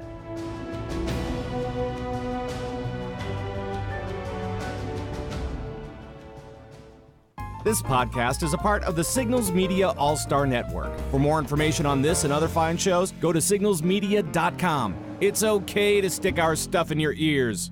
Really. Call your mother. Call your mother. We love you guys. Yes, we do. Let me try and turn my video back on now. Okay. Yeah, it stops working. Like it just stops. I don't know what it is. I'm the only one here. I'm the only one on the internet. I'm not doing anything else. Does your router need to be restarted? I had to restart it like 3 times overnight last night. It stopped working. Yeah, I just went to bed. Because the internet stopped working. I was like, guess I'll just... Something might be quitting on your router. Maybe. I'm not even on Wi-Fi. I'm plugged in. You're hardwired, yeah. Mm-hmm.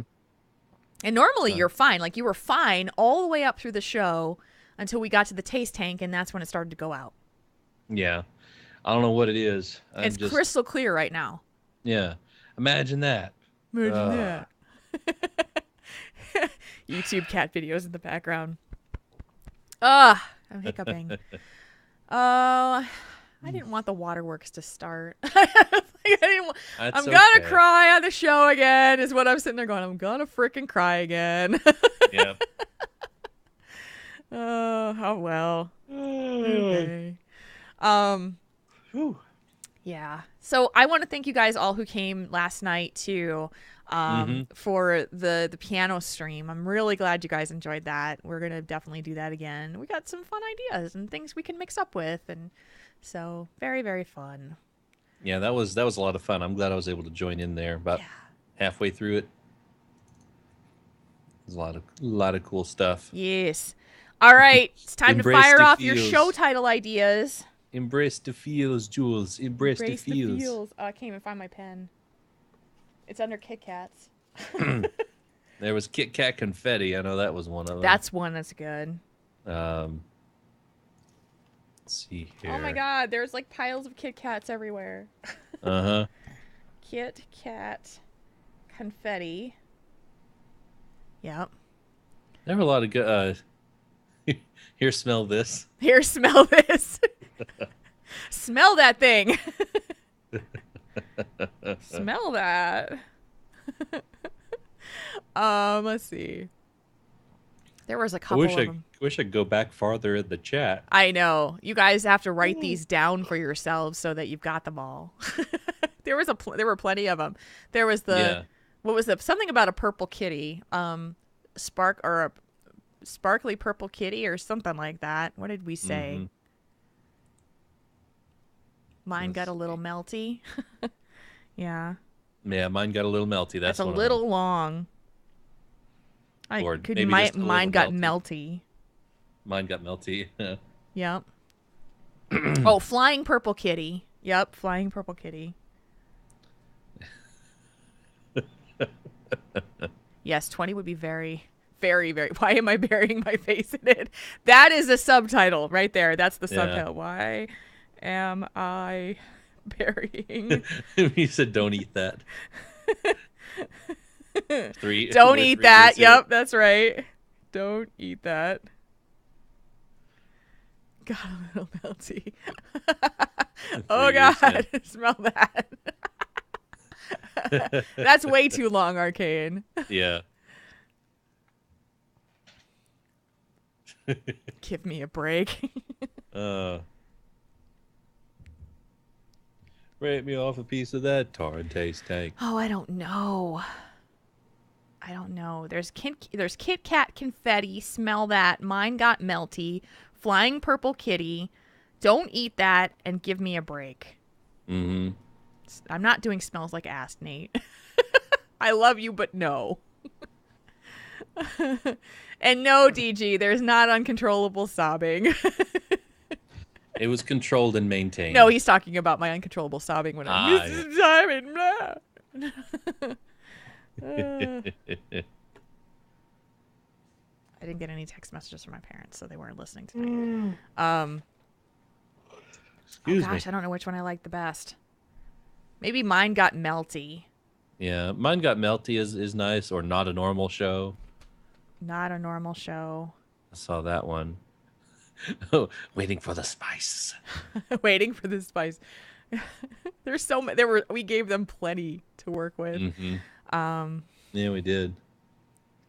Why am I burying my face in it is going to be the subtitle. All right. Mine got Melty. That's what's going to be. Okay. All right. There's That sounds good. There's a pile of Kit Kats with one bite on my desk. Because you're with me. Aww. Because you guys are with us. We love you. Yeah. Yeah. I'm trying to think if there's anything else that I wanted to share. I didn't mention again on the show, but the LFR with me and Zug is going to be on Wednesday the 20th, this coming Wednesday. If you are in the CTR Guild and want to run with us, go to converttoraid.com/guild and sign up for the event on May 20th because we're running LFR. Sign up with the character that you're bringing. I'm playing my monk. Ooh. You faced your Laxus. Because I don't think I think by that time I'll have all of my things for the thing, the stones for the thing. Yeah. The thing for the place that time. God, your video is perfect now. What the what? I don't know. The stars did not align. They're I'm just gonna wait till after the show. To make it nice. You might have to ask your phone company about your router. Give them the back of my hand for a few minutes and then see if they'll fix it. Oh, I didn't tell you this story. I forgot. I didn't tell you this story. So this week, I am at work and the phone, like we're getting these phone calls outside, like to my sales director and to my business manager on their cell phones from people saying, like, our reps are calling and saying the phone's not working in the business, right? And when I'm answering the phone, I see it ring, I pick it up, and I hear this thing that says, please enter the extension of the person you want to speak to. And I'm like, why is the phone doing this? So there was something wrong with the phones. And I'm like, oh, crap. So I've got to call the phone company. We've got to get the phone forwarded to my cell phone. It's this big, annoying mess, right? And the guy from the phone company comes out, and he comes to the office, and he starts looking, and he's like, he goes to the phone line at the base, and he's got that little machine, and so he plugs it into the wall, and he can dial into it. He goes, it's working fine. And I said, no, it's not. Like, if you let it ring twice, you'll hear this prompt. And I'm like, why is that prompt there? And he goes, do you have like an auto attendant or something on your phones? And I said, no, we don't have any. I mean, it just rings, right? I'm ringing, I pick it up. And I said, let me think. I said, we all have different phones, like different brands of phones. Mm-hmm. So I go over to my coworker's desk, my very electronically challenged coworker. She breaks everything she comes in contact with when it comes to electronics. It's uncanny. I've never seen anybody like this before. I go over to her phone and I look on her phone and she's got the auto attendant light lit up on her damn phone. So all I have to do is push a button.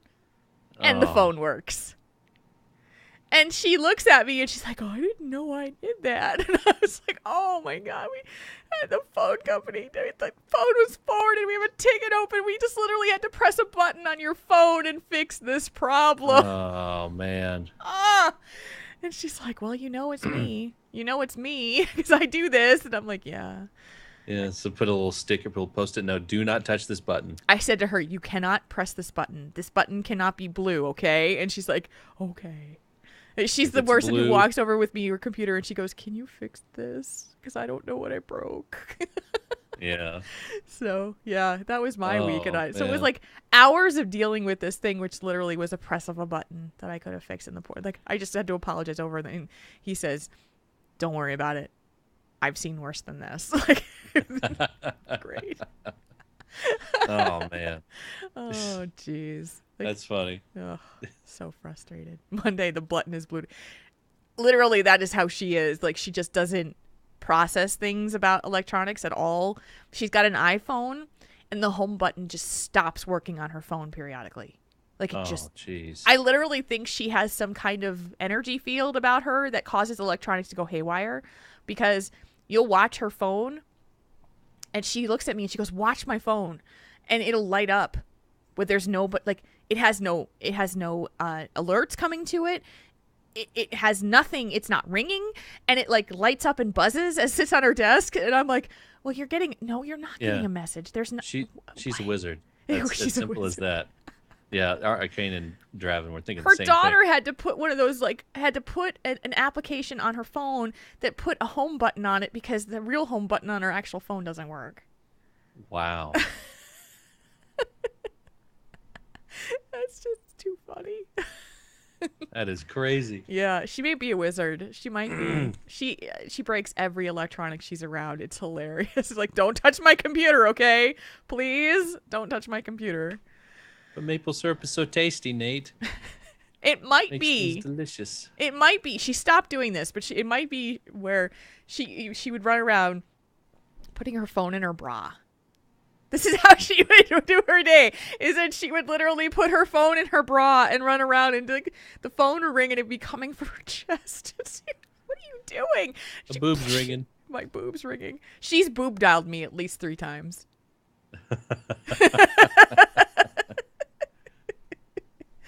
Oh, jeez. Oh, yeah. That's funny. Boob dialing is a thing. I have to say to her, "Did you boob dial me again?" Oh, come on, Kane. You've seen her boobs. She's got sizable boobs.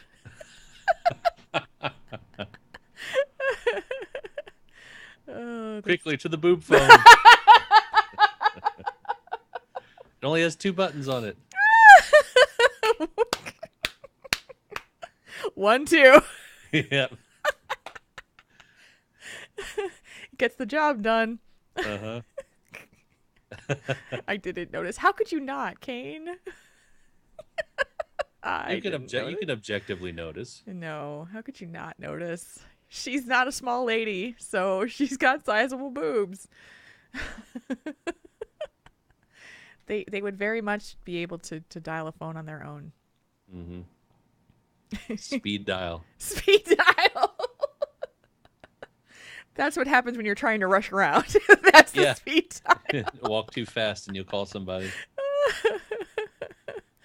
Oh my gosh. That's funny. We love you guys. Thank you so much for letting us amuse you tonight. Letting us do all those things. Sorry, honey. All right. So I seem to you guys tell me I cut off every single time early. I'm going to do a pause before I actually turn it off. So because I say goodbye and you say goodbye and then I cut it off and then go, you cut it off too early. No, I didn't. So I don't understand. Sleep is for the weak. Sleep is for the weak. All right. No, you can go sleep now. You guys have a fantastic week. We will see you next week for a normal show. Mm-hmm. Or an abnormal show. Whichever one you want on. It will be a show either way. It will be a show. You have an awesome week, guys. /moo, everybody. Yep. /moo, guys. I'm going to wait. I'm going to wait. Oh, I'm going to wait.